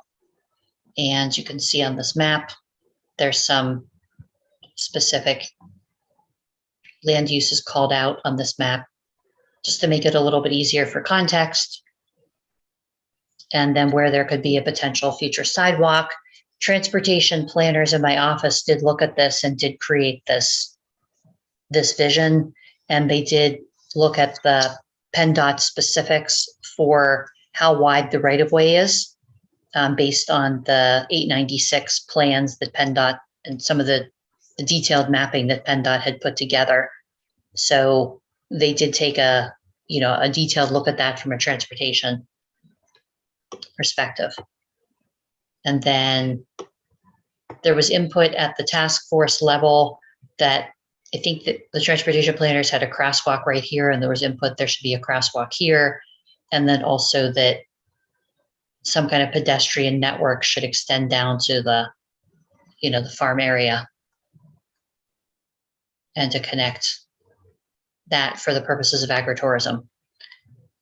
Does anybody have any comments about that map?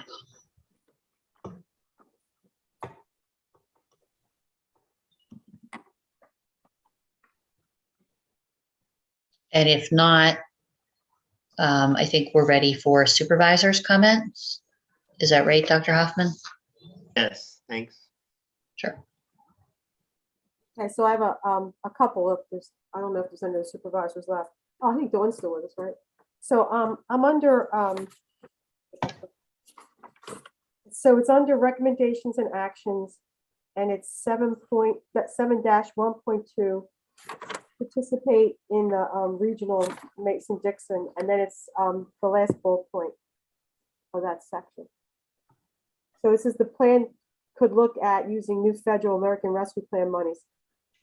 My understanding, talking to our financial person, it can't be used for this. So I'm proposing for the PC to consider removing that bullet point, because it's not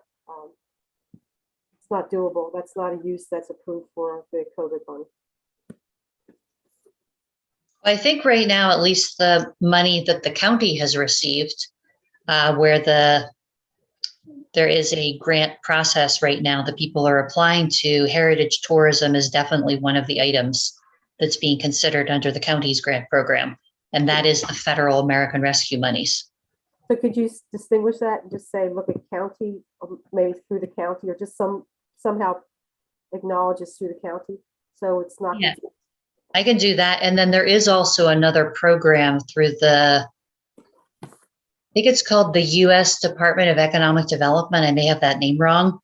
And that also has some of I'm sorry, I don't know if it's the American Rescue monies, but it's those sort of funds under there. So would everybody be okay if I just make this comment a little bit more specific? Is that what the Planning Commission would like me to add to the errata, or?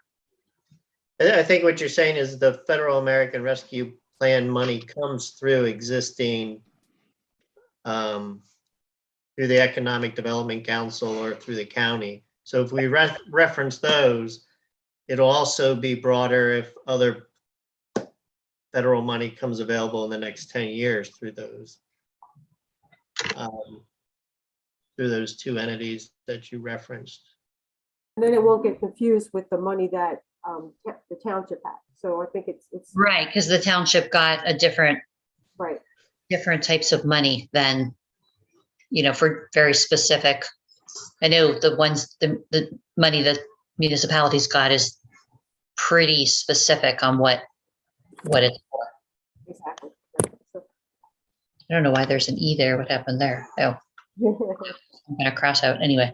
Okay, so sorry about that. So last bullet under 7-1, 2, add specific programs that heritage tourism can be funded under county program and US. I'm just gonna guess on this. Economic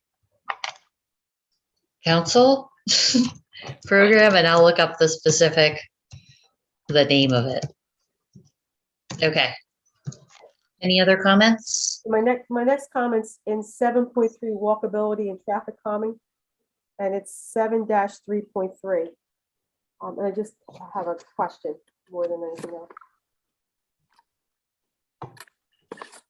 So it has to do with coordinating with PennDOT. Yeah, so you see it's on the screen.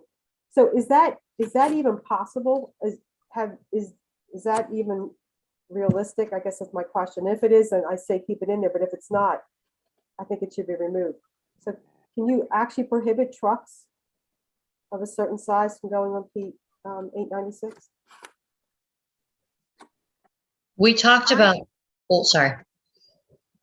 I thought there was a way that if it was a route versus a something else, the trucks were not supposed to use it. I could be wrong.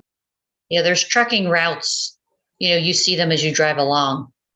There's specific routes.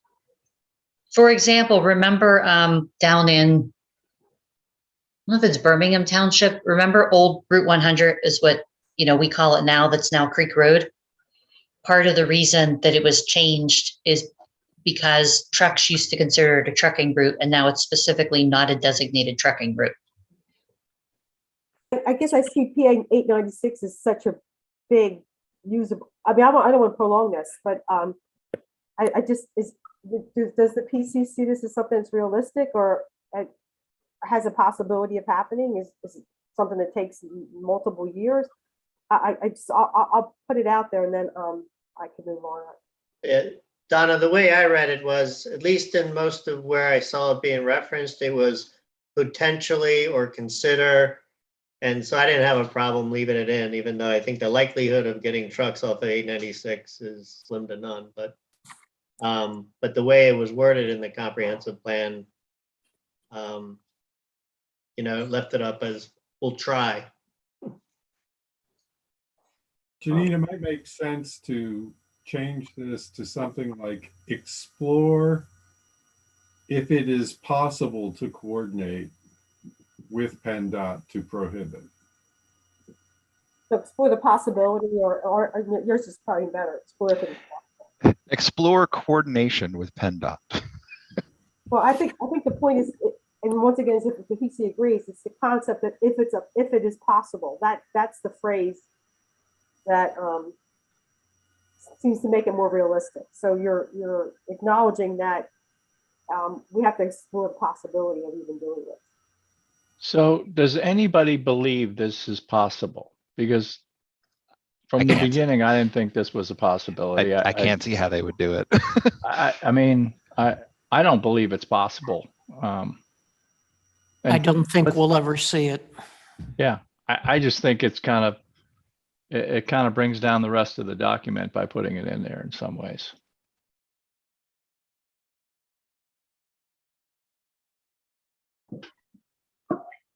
Mark, do you want to take a vote? I don't know how you want to handle this. Well, it's not only in this one, it's not only in 733, but in 733, I would propose Paul's suggestion of explore coordinating with PennDOT the potential to prohibit trucks.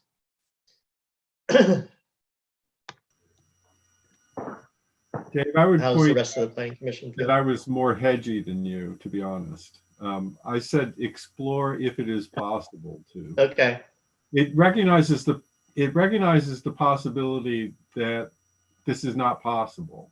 It may even be more than a possibility. It may be the likelihood, but there is a desire, I think, on the part of residents to at least have this looked at. I just want to make, go ahead, Chuck. Sorry. I want to make sure that when I order my lumber from Missouri, it can come on a long bed and pull up Heather Hills, and I don't have to drive to the edge of the township to get my products. That would be considered a local delivery. Yeah. I was thinking about my bottles to the winery too, Chuck. Exactly. That's all you'd need to hear. Oh, I'm sorry, but the truck that we put it on is too large to travel on your road. You need to drive to Newark to pick it up. So are we going to run with explore if it is possible language? So we can keep moving, or what do you want to do? I like explore. Okay. I like explore. I like explore. Nice Good. and fuzzy. All right. And do you have any?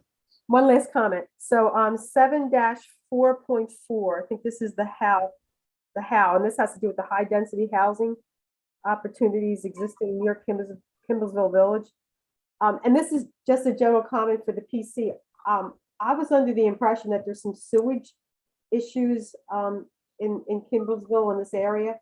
And once again, I'm just asking, does that have to be acknowledged as we think about high density housing or doing some kind of additional development in the village, or is it not relevant to this discussion? I think the answer is that the solution needs to take that into consideration. So it doesn't need to be disclosed, or just, do you think it does it have a place in this plan to acknowledge that, or is it better to stay silent? Just want to get your thoughts. We talked about that during the task force, and there were mixed feelings whether there really is a problem with sewer in the village. Because it seemed like people said there were problems, and then some people chimed in and said the problems are very limited to just a couple properties. So Donna, I'm not trying to say you're wrong. I'm just trying to justify that's how this wording ended up being how it is.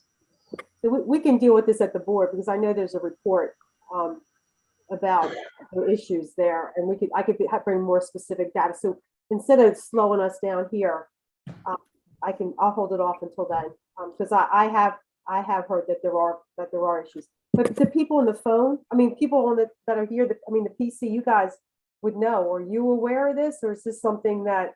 Yeah, so it really depends, as Janine says, about what property you are talking about. And so I'm in the village. I am more than fine. There are parcels in the village that would not now be considered buildable lots by any stretch of the imagination. So there are some people who have very serious problems with dealing with, septic. That's not to say that depending upon where somebody was looking on doing this, that it wouldn't be possible, especially if somebody were looking at us, if we're not talking about the smallest lots in the center of the village. So you're saying there are areas in the village that could accommodate this, and that's really all you need. I'm saying that It was significant enough that before the farms were preserved for 17. So it's not just in the village itself that this is talking about. And near is a rather indefinite term. I think that this is potentially applicable to some properties, but it would not be all properties in the village. So I sort of agree with what they're saying, but I'm saying you can't just focus on the village itself when talking about the way the first part, the how part, is written. Mark, I thought you were trying to say something. Did you want to comment? No, it was we were looking at the whole planned development before the farms were preserved for Matt in 1723, and there was a sewage system going in, it was to tie in the village and the school, and it didn't include the daycare in our building. So there was at least enough properties that it was considered back then to be a significant issue. I think if you're looking at developing a tourist-based ag tourism village, even a few properties could preclude that from happening if the sewage issues. I would pose either we try to discuss it next month, or we Okay. just let the supervisors try to address it. No, I think it's better if you guys take it and then we can take it from there. So why don't we put it on the parking lot for the next month? Those are all the comments I have. Thank you. Can I make a language suggestion? Just a grammary thing. Under 744, it reads, determine if higher density housing opportunities existing within. I think you mean exist within. Remove the ing. I'm just going to remove that. I'm not going to put it on the errata. I hope that's okay with everybody. So, but I would point out that it is determined if, so this is quite conditional. This is not saying that this can be done. Again, this was something that the the task force decided to raise as an issue. It doesn't mean that it's workable.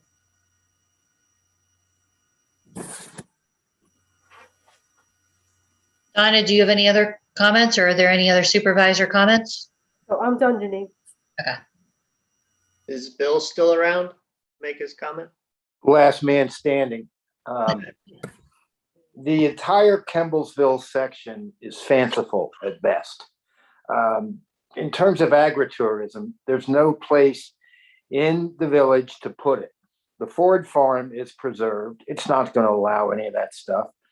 The 1723 vineyard, if it is, does get some, but the village is built out. There's no place to go that I can figure out. So, it's fine to keep it in, but I really don't understand the whole thing. The only possibility we have is to tie some sort of walkability down to the Ford farm, which in turn goes down to Fair Hill, or the Spring Lawn portion of Fair Hill. That's all I have to say. The point of it all, just a quick explanation, is that this would be the center for agritourism for the township, meaning it would be a place people could come and then go enjoy Paradox Winery or some of the other agriculture opportunities. It wouldn't be that agritourism itself, other than 1723, is necessarily in the village. It's a destination for people from which they leave.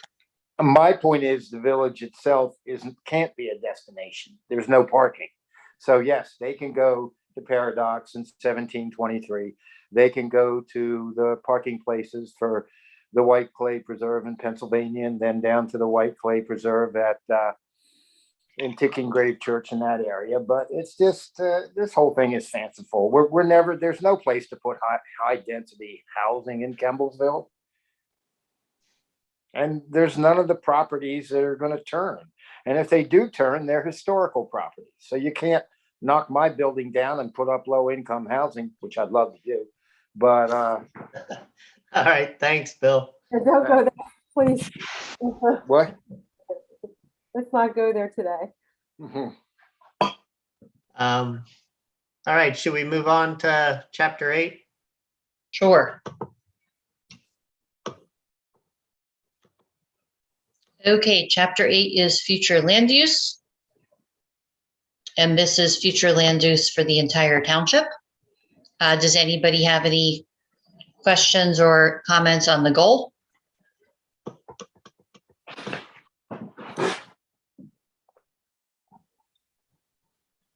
Does anybody have any questions or comments on the background? The community input?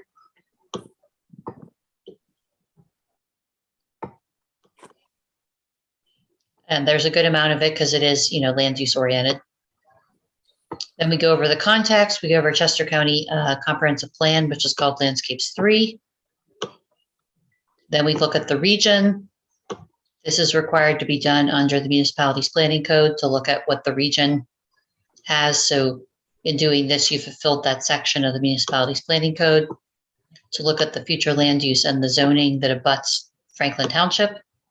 That's why this goes on for some length. And then existing conditions in Franklin Township itself and what the current zoning is in Franklin itself, and do a quick overview, and then look at existing land use in Franklin. The numbers and percentages note on existing land use are currently just in draft form, because there may be other changes to that existing land use map that we're going to look at after we finish looking at the text. So just to call that out, these numbers could change depending on that.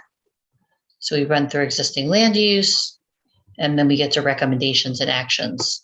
So looking at development and redevelopment, directing development to appropriate areas of the township, protecting open space, establishing a balance between land use, agriculture, transportation, and natural systems to support development.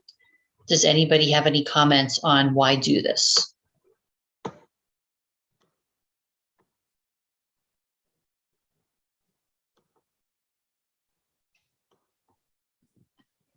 And if not, moving on to the first action item, directing growth to already developed areas, etc.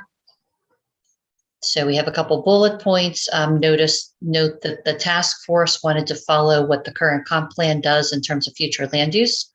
So we did that. So the descriptions you're seeing here for those future land use categories are modeled after the descriptions in the current comprehensive plan. None of that has been changed since your current policy. So we have rural areas, we have low intensity areas, moderate intensity areas, the village area, and then the natural resource protection area. Then the next action item is focusing small scale businesses and mixed commercial uses in and around the village.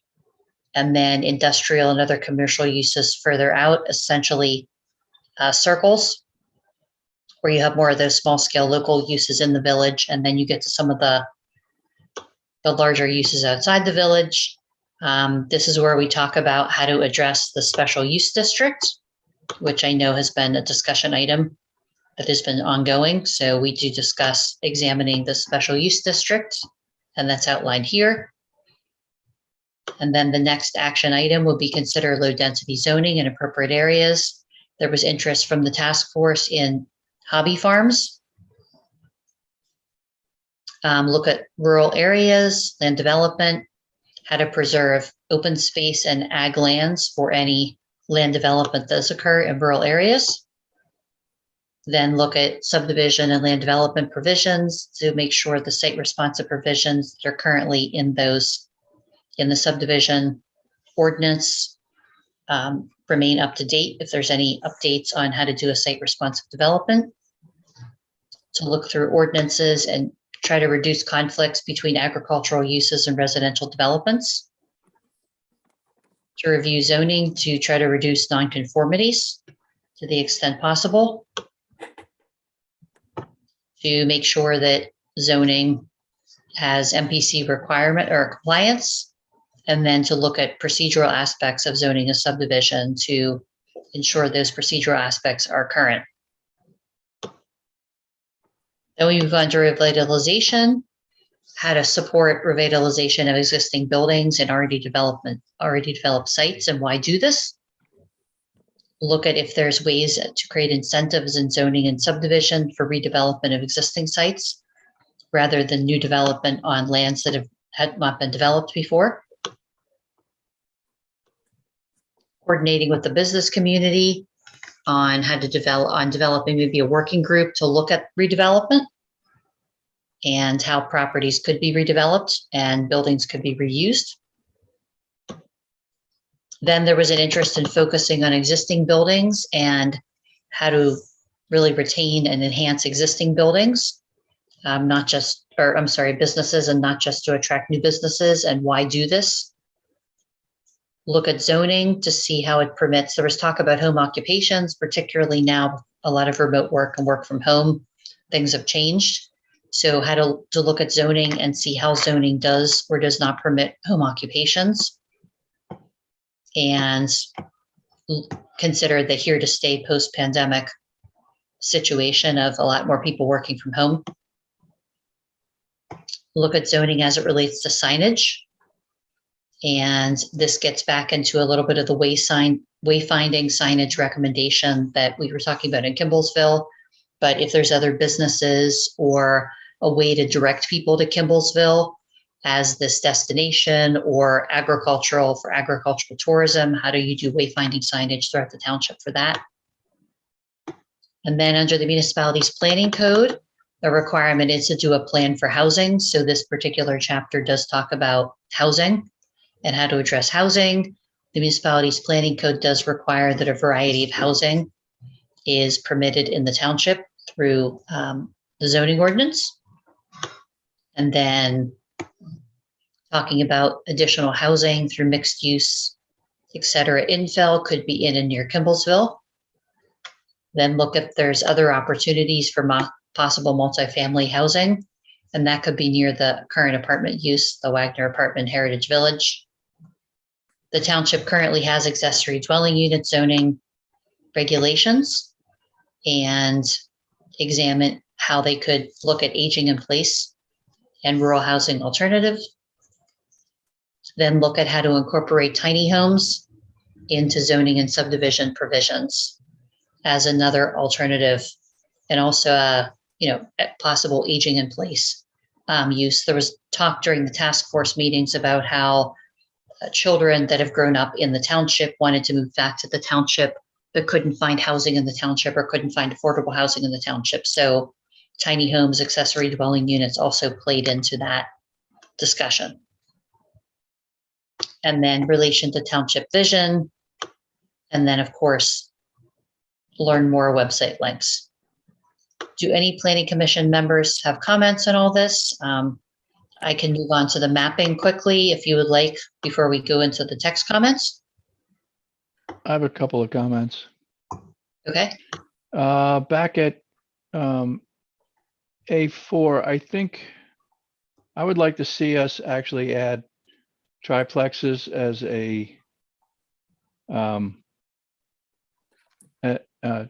to one or two of our zones to eliminate the need for us to go full multi-family. Triplex is considered multifamily, duplex is not, but triplex would be. Triplex, you can actually do a house that's 3 stories, 3 apartments, one stacked on top of the other, and you could put it as a single family home. It could actually be put in any of our residential districts, and it wouldn't interrupt anything. And we would lessen the need for us to have a very large multi-family structure go into our township, which would be disruptive to us. This is a way to solve the issue that we were given kind of by the county that said we need to have more multifamily That's not true. housing. That's not true. So we're fine with it. I mean, I'm not saying this Well- is not something to consider, but it's not because the county's forcing us. We are sufficient in terms of our high density housing. So I just want to be clear.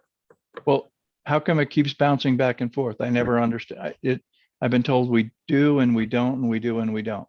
If we work at the township, maybe Jeff can do it, but we have the numbers. We did an analysis. We actually paid somebody to do analysis for us, and we do have adequate high density housing. So that is available in the township office, that work has been done.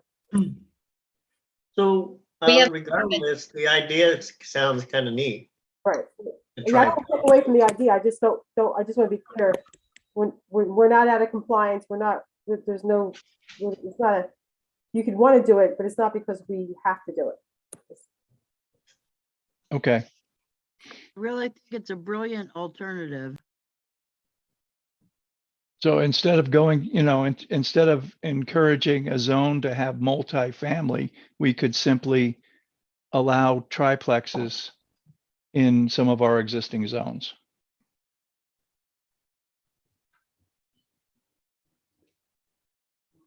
Where would that go, Chuck? Under the how. Right where we are, 8-4-1 how. Consider adding triplexes to some of our existing residential zoning. I'm in favor of that. Mark, Matt? Yeah, I like it. Sounds like a great idea to me. Okay, so we will add it under 8.4 or 8-41. Yes.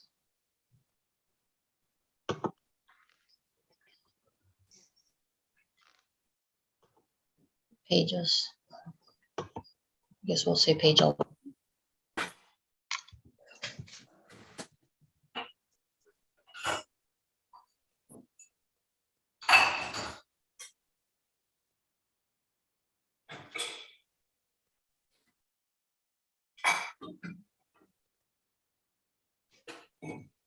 So that we don't go astray, why don't we add the word owner occupied? Put owner occupied right there, adding owner occupied triplexes. I will do that, but I don't know that that's something you're going to be able to actually implement. It's very difficult to implement that.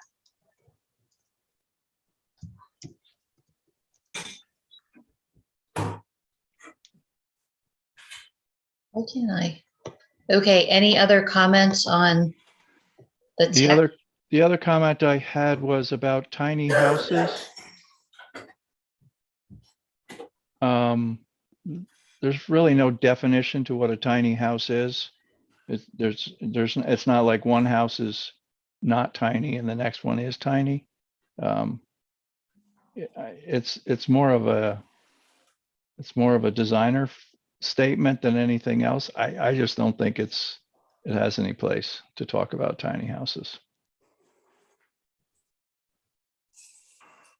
A regular definition was trying to be worked on for tiny homes. The building code, I believe, starts regulating housing, and you would know this better than I do, Chuck. I think it's, what is it, like 450 or 500 square feet?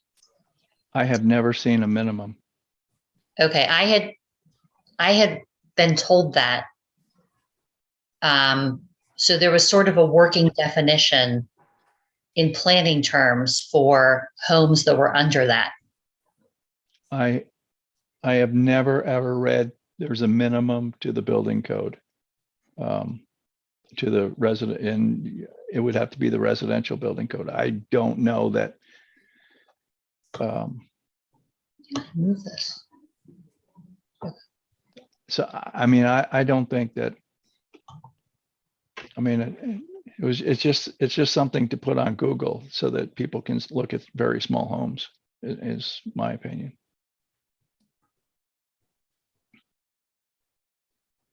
So what do you all want to do with this as a vote? Are you suggesting to get rid of 845? Yes.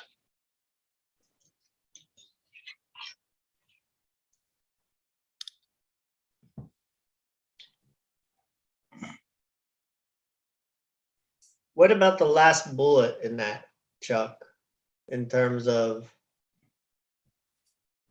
do you see any relevance in having to revisit our mobile home ordinances that would allow what is called a tiny home?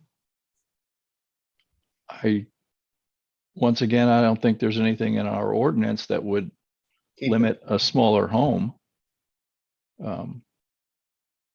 So if somebody wants to do a small mobile home, they could put it in a mobile home park, but I gotta say, it's been several years since I read our mobile home ordinance.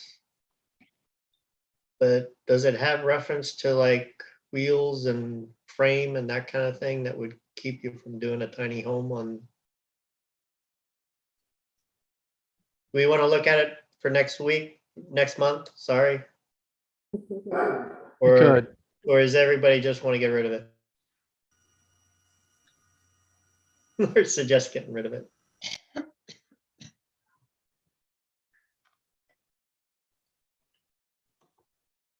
Well, since I'm If- not if hearing I- from Mark or Matt.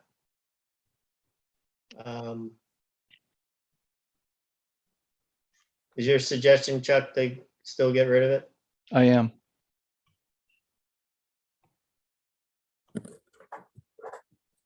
Can you remind me again why? Because you don't think they exist, or you don't think it's definable?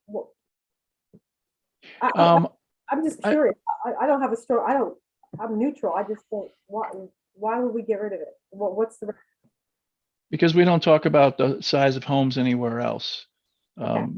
So, you know, why are we bringing up tiny homes and acting like that's a definable? Gotcha. We can't even define the phrase.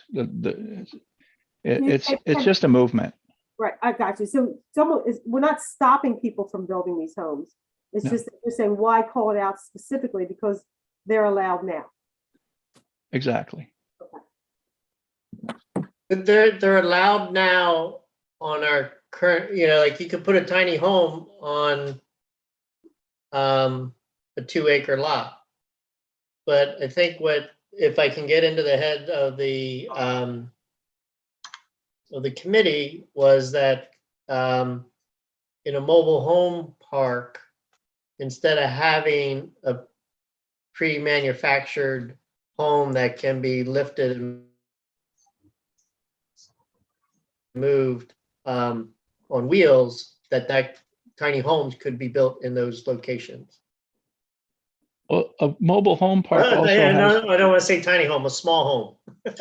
no, but also, I mean, the other advantage to a mobile home park is that they're on much smaller pieces of land. Right.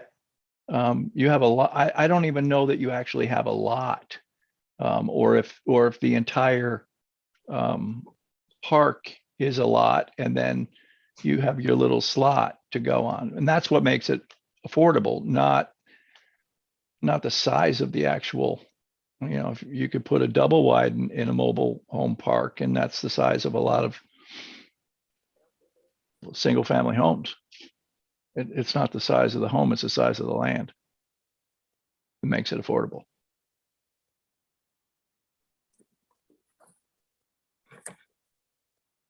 All right, so I have one question. Can it be just an issue of, is it portable versus non-portable?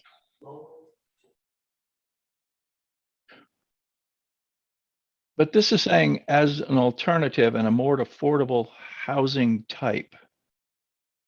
The efficiencies aren't really there. We're putting a tiny home on a single family lot that is just it's just the single family lot is the expensive part. The size of the home. So, I mean, this is saying consider incorporate tiny homes into zoning for the purpose of affordability. That's why I see only the third bullet point as a potential introductory new first home owner. And But whether that's where the committee was getting at. I don't task force was getting at. So I think the answer to that, Dave, is that whoever is running the mobile home park wouldn't allow this, because if the reason they have to be mobile is because if somebody vacates, then they can drag it away and reuse that piece of land. If somebody vacates a tiny home, then they can't. Well, tiny homes are generally mobile by design. That's generally how they are designed. So Well, then I think it still gets back to that third bullet point that we just have to look at our definition of mobile home and make sure it meets what the task force is considering a tiny home. Yeah. So maybe we just need to look at our definition of mobile home. okay, so does the planning commission want to keep this in as written or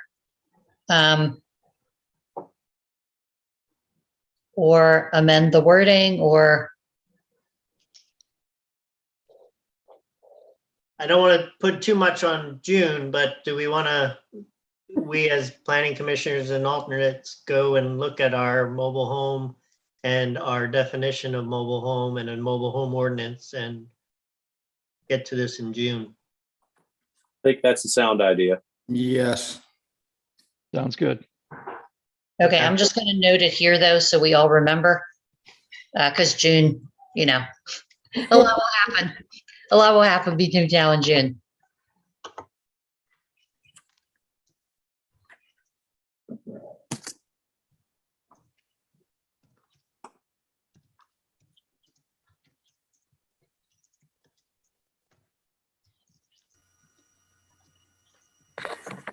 I'm done.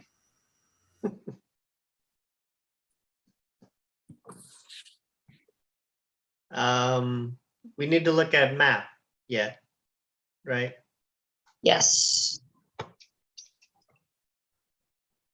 Janine, before you start looking at the next map, something I noticed, the TND, no, on the last map you got up there, that's the next map. The TND is not a real, this is a district in name only if it still survives. This is all preserved farmland. Right, but we're listing what's in the zoning and the TND is in the zoning and when I had the conversation with Mark. What was that? It's misleading in some ways to look at it.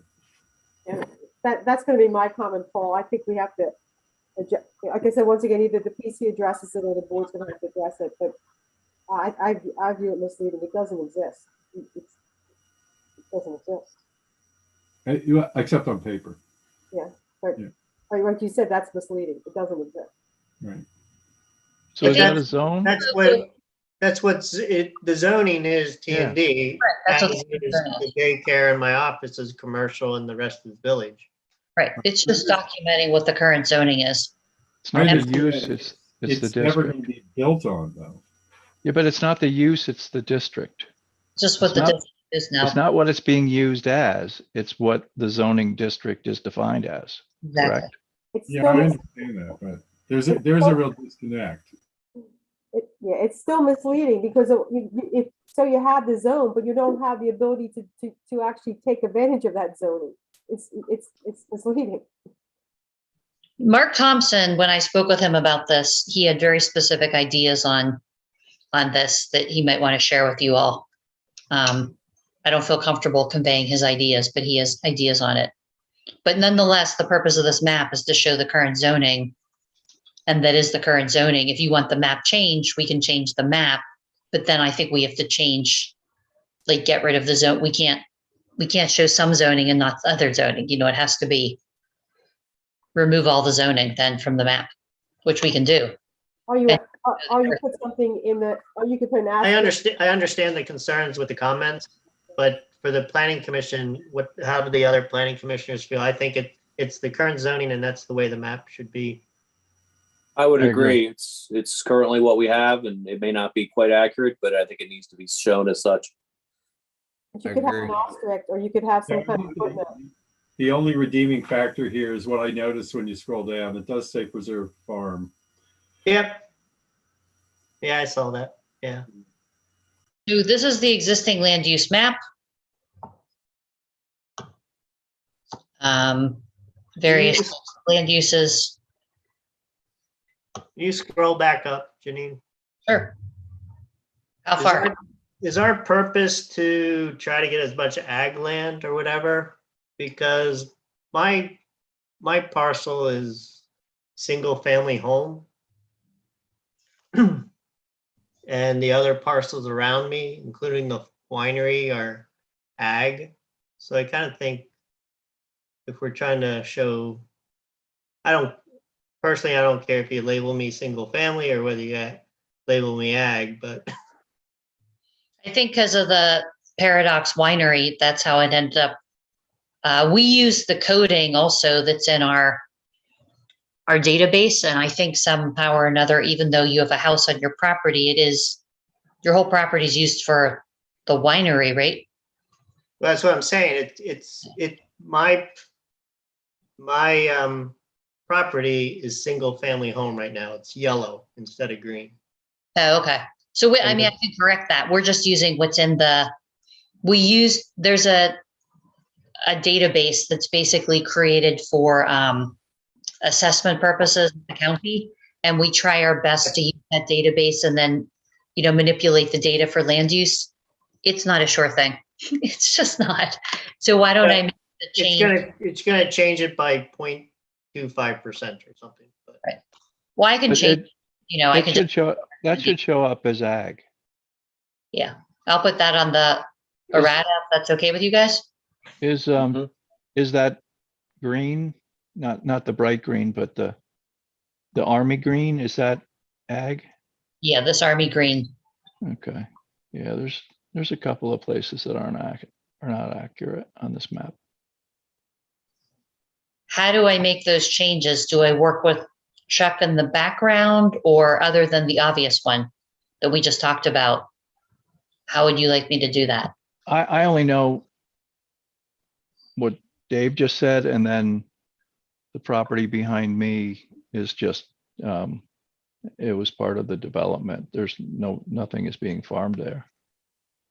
It's just open space. Okay, it's open space for the development. Yes. Well, it's actually, no, it was, it's a little more complicated than that, but it was lot averaging. So the Okay. original farmhouse has a much bigger property, but it's never to be developed.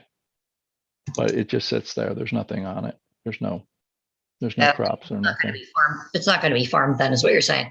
It's not going to be farmed.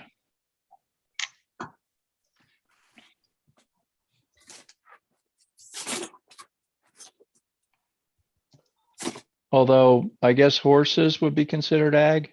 Mhm. Leave it that way. 30 years ago, there was some horses on that. Just leave it. Horses could be there again. Oops.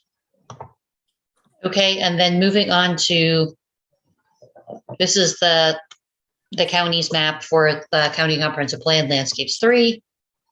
So that's just for informational purposes. And then this is, oh, sorry about that. My cursor jumped there. And the last one is the future land use map. And this is copying what you currently have in your comp plan, which, as I said before, the rural, low intensity, moderate intensity of the Kimbellsville area. So this is the exact same policy you have in your current plan. So basically, remember I was talking about the concentric circles where you have the circle of the village, and then you have the concentric rings sort of out of the village where you're getting into some other types of uses. And then most of the rest of the township is designated in some kind of rural, lower density situation between the green and then this kind of taupey, whatever this color is. That is the last map. Are there any other comments on the map or the land use plan language? On the piece there, I have two comments when the piece is done.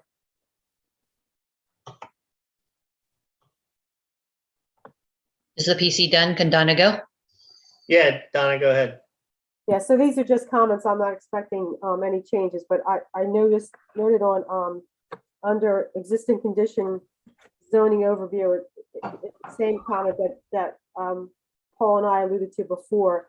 It talks about traditional neighborhood development, and it doesn't exist. So I hear that, I don't get the sense the PC wants to tackle this right now, but it is something that maybe we'll get Mark involved at a board meeting. But the board's gonna have to take this up, because this is something that I know is a concern, that it may be zoned, but it's not available for that zoning, and that could be an issue. So just, I don't think that, I get the sense that PC doesn't want to touch it, so. And Donna also talked to Mark Thompson, because remember I said I had conversations with him about that when I was. Definitely, I'll bring it to the. Bring it up to him, because he had very specific ideas on that.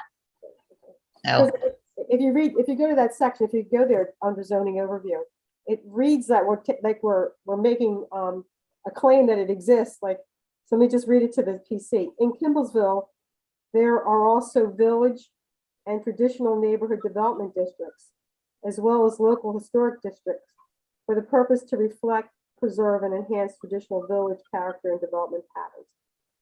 Once again, I just see that is misleading when it comes to traditional neighborhood. Okay, and then the second one, and maybe Janine, you can help me with that. It's you had touched on it before. It's 8-.3 under the special use district.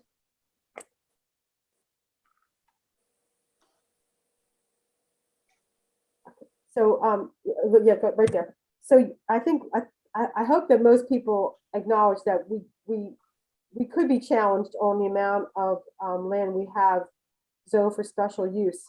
But I think, Janine, you commented on that, that you've dealt with that with this bullet point. And I just was wondering if you could, the second bullet point, I think, if you could explain how that deals with the issue of us not having enough special use, enough area zoned for special use.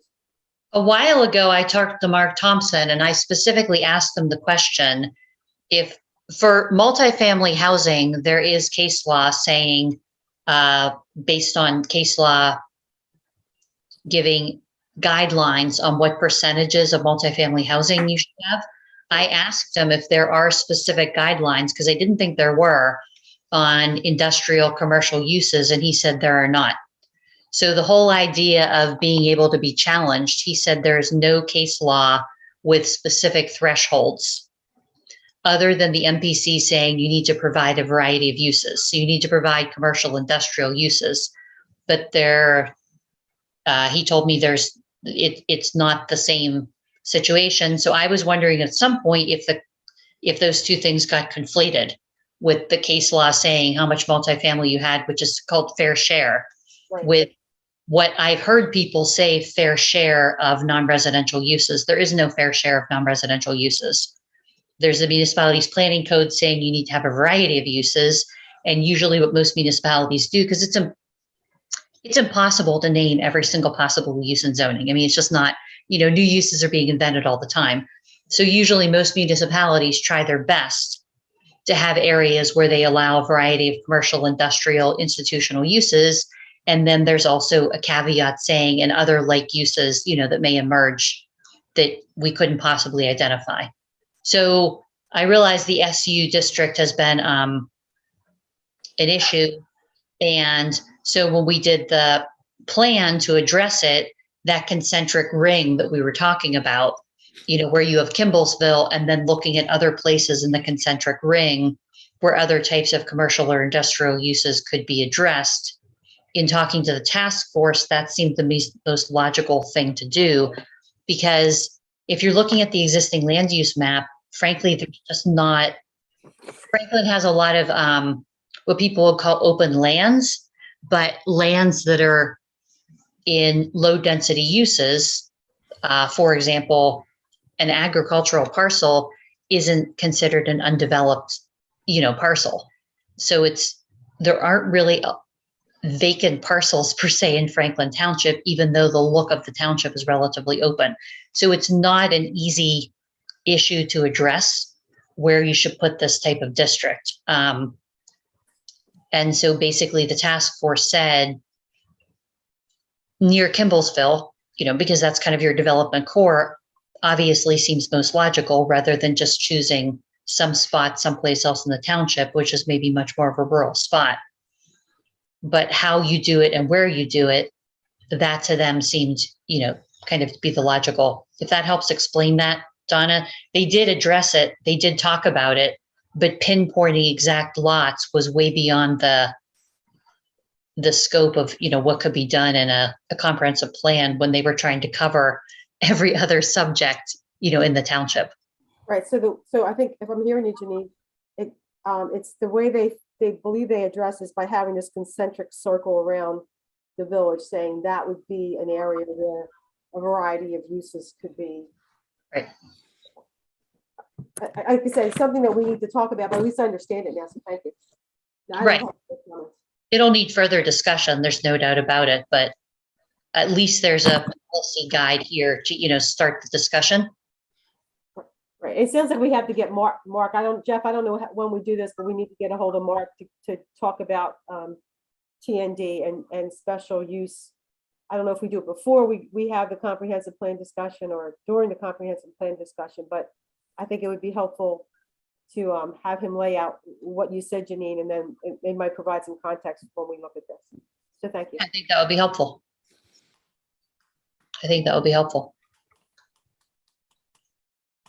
Anything else from the supervisors? How about Bill? You still out there, Bill? I don't think he is. I think after the Kimbellsville stuff, I saw him log off after he made his Kimbellsville comment. I think All right. that's when I saw him log off, but Yeah, Bill's gone. All right, so we've wrapped up the 3 chapters. Anything else, Janine? no, I don't think so. Thank you for getting through these chapters. So next time, we will then cover, we still have the appendices to cover, and we still have chapter 2 has that implementation matrix where we talk about the priorities in terms of the timeframes for when these items should be covered, and then also the parties responsible for covering those, and then any other outstanding items, the tiny home outstanding item, and then the leftover open space discussion from last time around where there were a couple different people wanting to make comments on that. And then we should be able to wrap everything up. Okay. I think we should probably plan to have another 3-hour meeting because the appendix, that matrix could take some time. I don't anticipate the leftover comments, the tiny homes and the open space should take that much time because we've already talked about at least the open space quite a bit. But the matrix, going through all of these items would take probably the majority of the time. And then there's one map that's left to review, which was the very first map, which is just the regional settings map. And I don't really think that's going to take very long for people to look over. I think that's the Okay. yeah. That's Dr. Hoffman, sir, do we want to schedule an extra meeting or wait until the June meeting? I mean, I understand. The one thing that I'm still not clear in is because of what I heard was maybe because of the timing of the June meeting, and then do we have to like advertise that it's going to the Board of Supervisors so that most things, if we finish in June, they can go to the supervisors in June. But there was some communication somewhere that I thought that the supervisors might not be able to visit this until July. To answer the question, we had talked about taking these comments and folding them into the plan and creating a copy with the comments folded in for the supervisors to review, rather than the supervisors having to, look at this chapter and then go back to the comments. So from that perspective, it will take, myself probably a week or two to just have time to be able to do that. So I think that was part of maybe what you were hearing, the supervisors couldn't review it till July. I don't think deciding on a second meeting now would be a bad idea, because again, and Donna had brought up the implementation matrix before,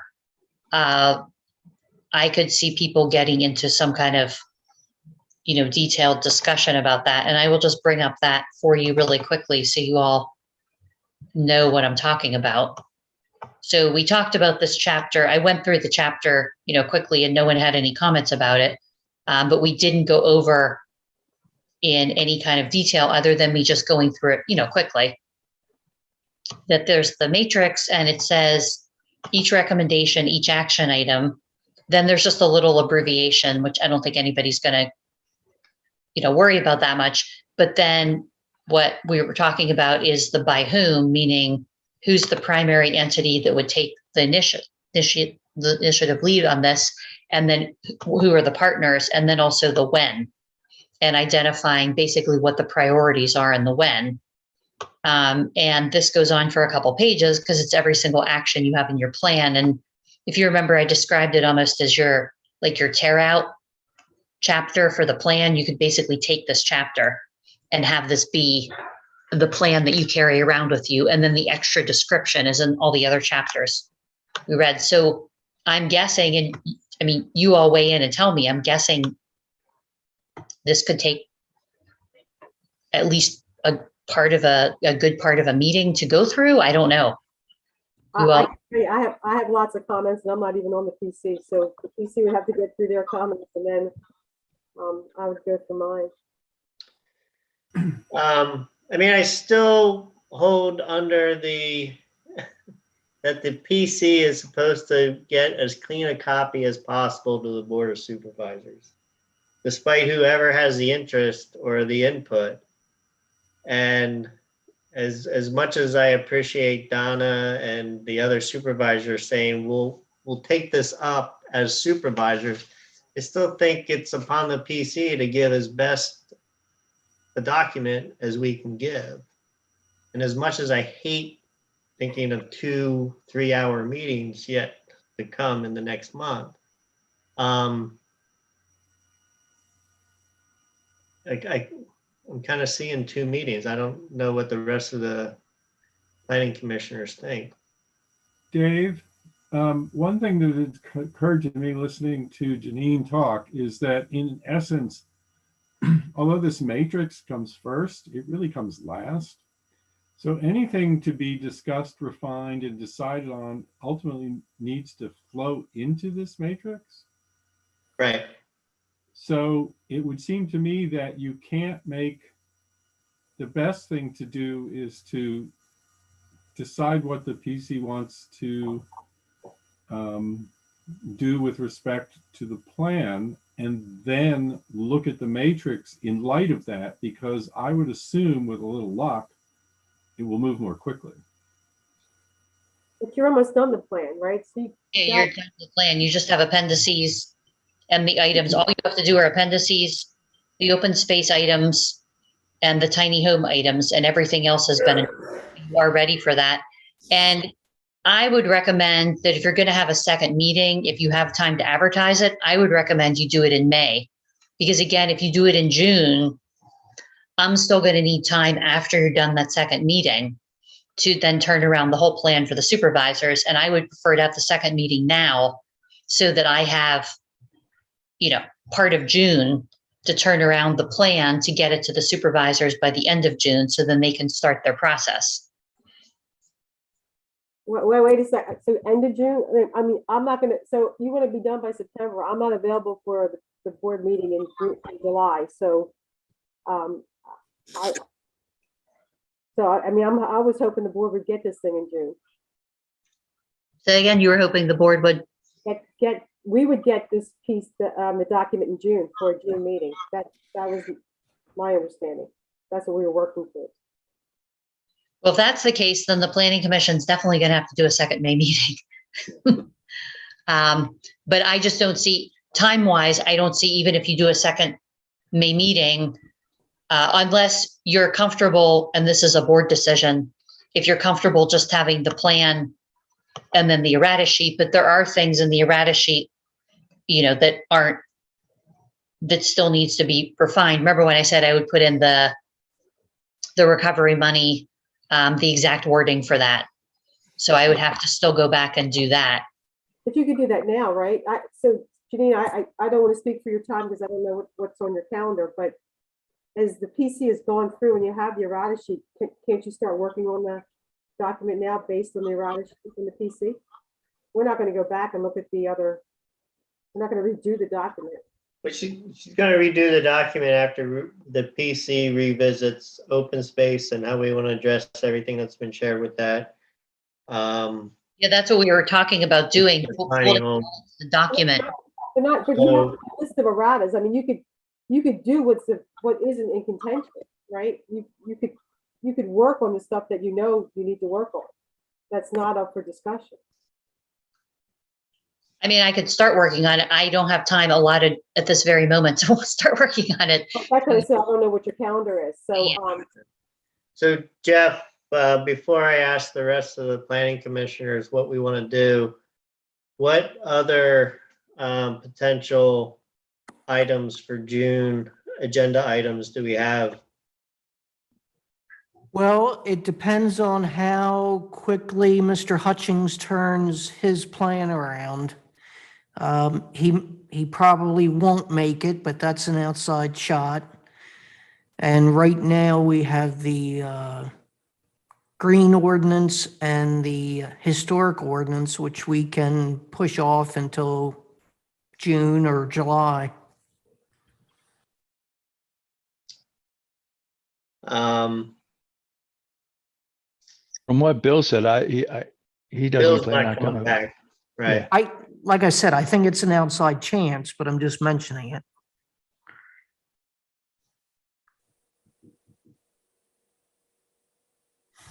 Yeah, so I don't, just being open, I don't think that's a concern.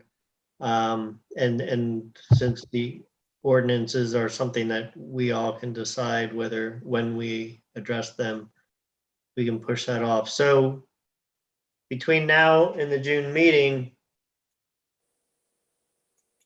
we need to address the comprehensive plan. Do we feel we can address? I think irregardless, and no offense, Donna, whether Donna's schedule is open in July or not, I'm still concerned whether we can get the supervisors everything for their June meeting. And if we had 2 meetings, one before our June meeting, I'm going to put some words in Janine's mouth and say she said she'd have a good chance of getting things to the supervisors in June if we did our second meeting in May, our additional meeting in May.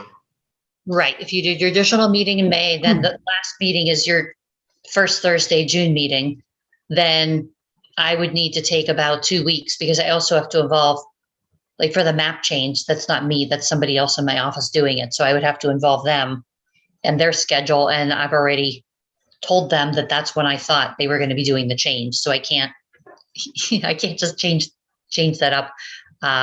So then it could go to the supervisors. I was anticipating based on how the things have been going sometime towards the end of June. I don't know when the supervisors meetings are in June or July, but third week in June is our meeting. 15th, it would be the 15th of June And our meeting in June is what date? would be the 2nd, sir. 2nd.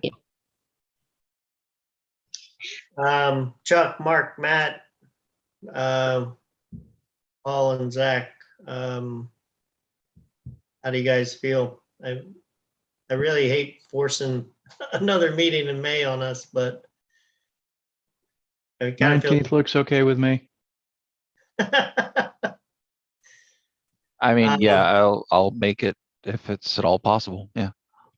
Same here. Yeah, just get it done. Yeah, so what I would suggest for the additional meeting is that we do the cleanup of all the chapters, the appendices, and then in June, we tackle this who does what, the pocket comprehensive plan. What'd you call it? Why don't we be ready for all of it? And then if we're done, we're done. True, That's true, because if you finish in May, then there's a possibility we could get it done. I'm not going to promise, because again, I can't promise what the mapping people can do, but there's a possibility we could get it done for that June 15th, supervisors meeting. If we finished everything in May. If we finish everything in June, there's no way we'll get it done for the June 15th supervisors meeting. It's just not, long enough of a turnaround. Are there some things that, can we rearrange what we review so that give you the best opportunity to get it done? So you mentioned maps. We should definitely look at maps in May. And then, Yeah, we just have one more map left to look at. yeah, so we can finalize that in May. Right, we can finalize that in May. And then if you look, I mean, you don't have to answer tonight, but if you look at it and say, these are the things that I would like you to address first, and these are the things I can make quick changes to at the end, that would to help your schedule. Yeah, definitely finishing the one map in May and then finishing the appendices, because the implementation matrix, as you saw, is a pretty quick change. It's literally AOC. It's not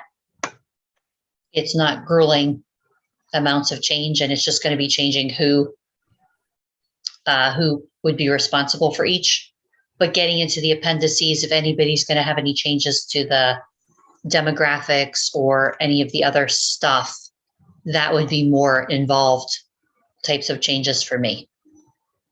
So I would order would be maps, appendices, the other stuff, the tiny homes, the open space stuff, and then last the matrix. But I would like to see us move into the matrix, next time. And again, preferably if we can finish it in May, all the better, to try to get this to the supervisors in June, if possible. Okay. So addressing the map, one thought was I could have a conversation myself with Matt Thompson and get back to the PC on whether we address that map or whether we want Mark Thompson at this special meeting. I don't know if that's the best use of township resources to have Mark at that meeting. How do the planning commissioners feel? What map are we talking about? What I would ask Mark is, I think we're also talking about whether the, where Matt, And the SU, I think. right? Oh, I thought we were good with it though. I think we are.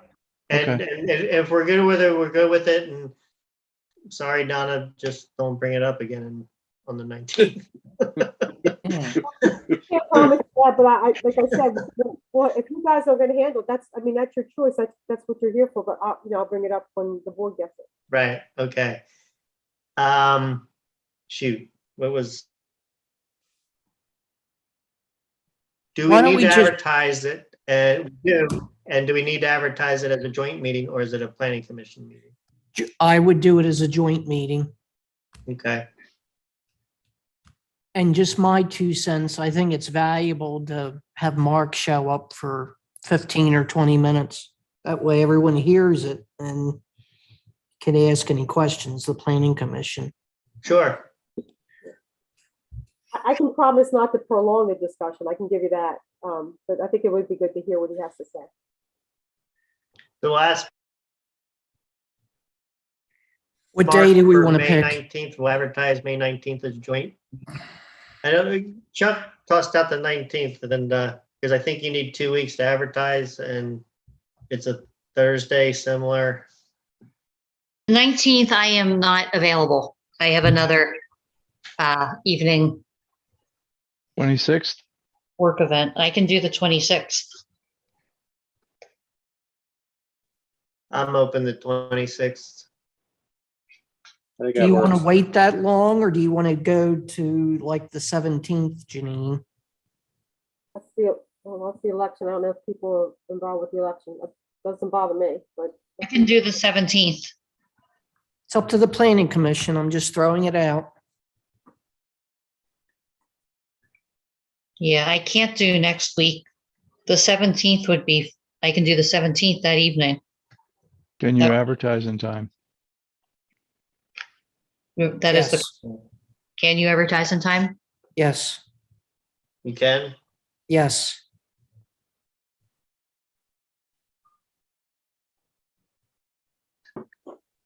Seventeenth, guys, right, folks? Okay, so Fine. PM on the 17th. Yes. And we're going to do a start time of 7. Yes. Yes. Okay, I may or may not be there, but I don't have a vote, so. Well, we appreciate your input, Paul. Yeah, Um, same. Zach, you're not sure whether the 17th works? Oh, No, I'm I'll good. I'll be there. I'll let you know. Unless Okay. Yeah, we're good. All right, I appreciate everybody's input and time. We'll get it done. Anything else? Anything, Janine, that you can think of? No, I guess the only thing to ponder is kind of what Donna's question is, and I think what David said, trying to get this as complete as possible to the Board of Supervisors. The two issues that I see are the T&D situation and the SU situation. And I guess for the Planning Commission to think before the next meeting, if you all are going to try to address those or leave the plan as the plan has addressed those and see if the supervisors want to do anything different. And I guess I feel like I've heard a little bit of both. So just for you all to come to the next meeting and, kind of decide where you want to go with that. But Janine, isn't that part of why Mark's gonna be there? So, and Right. you gotta make sure that you can get Mark that night, but I think if he says what you say, what you think you've heard him say, and it sounds like it is addressed, that he's saying it's not misleading to put T&D in, it's not misleading or the SU is not an issue in terms of you have to have X% of your town to be zoned that way. So if he comes with that feedback, I'm gonna back off because that's fine with me. If he comes with something else, then we have to deal with it. Right. And I can't promise, obviously, that's what he's going to say. No, He could have changed his mind Yeah, since and I know he's always, a while ago. So, but yeah, Not to prolong the night any longer, but should we have a second date if Mark's not available on the, what did we say, the 17th? 17th. 18th. That's the board meeting. Okay. So do we go to the 26th then if Mark's not available on the 17th? That sounds reasonable. I mean, you could do Monday, the 16th. I Janine, could. Monday, the 16th? Available the 16th. Yes. I'd be okay. Yep. So we'll have those two dates for Mark, Jeff. And Jeff, does that give you enough time? How much time do you need? 24, 36 hours kind of a deal. It doesn't, Oh, it's okay. not 2 weeks. Okay. So we have the 17th as the first option, the 16th as the second option. Right. Correct. Okay. Okay. Thank you, guys. Good seeing you. All right. We'll adjourn at Thank you. 10:11. Thank you, everyone. All right. Okay. Have a Here, good night.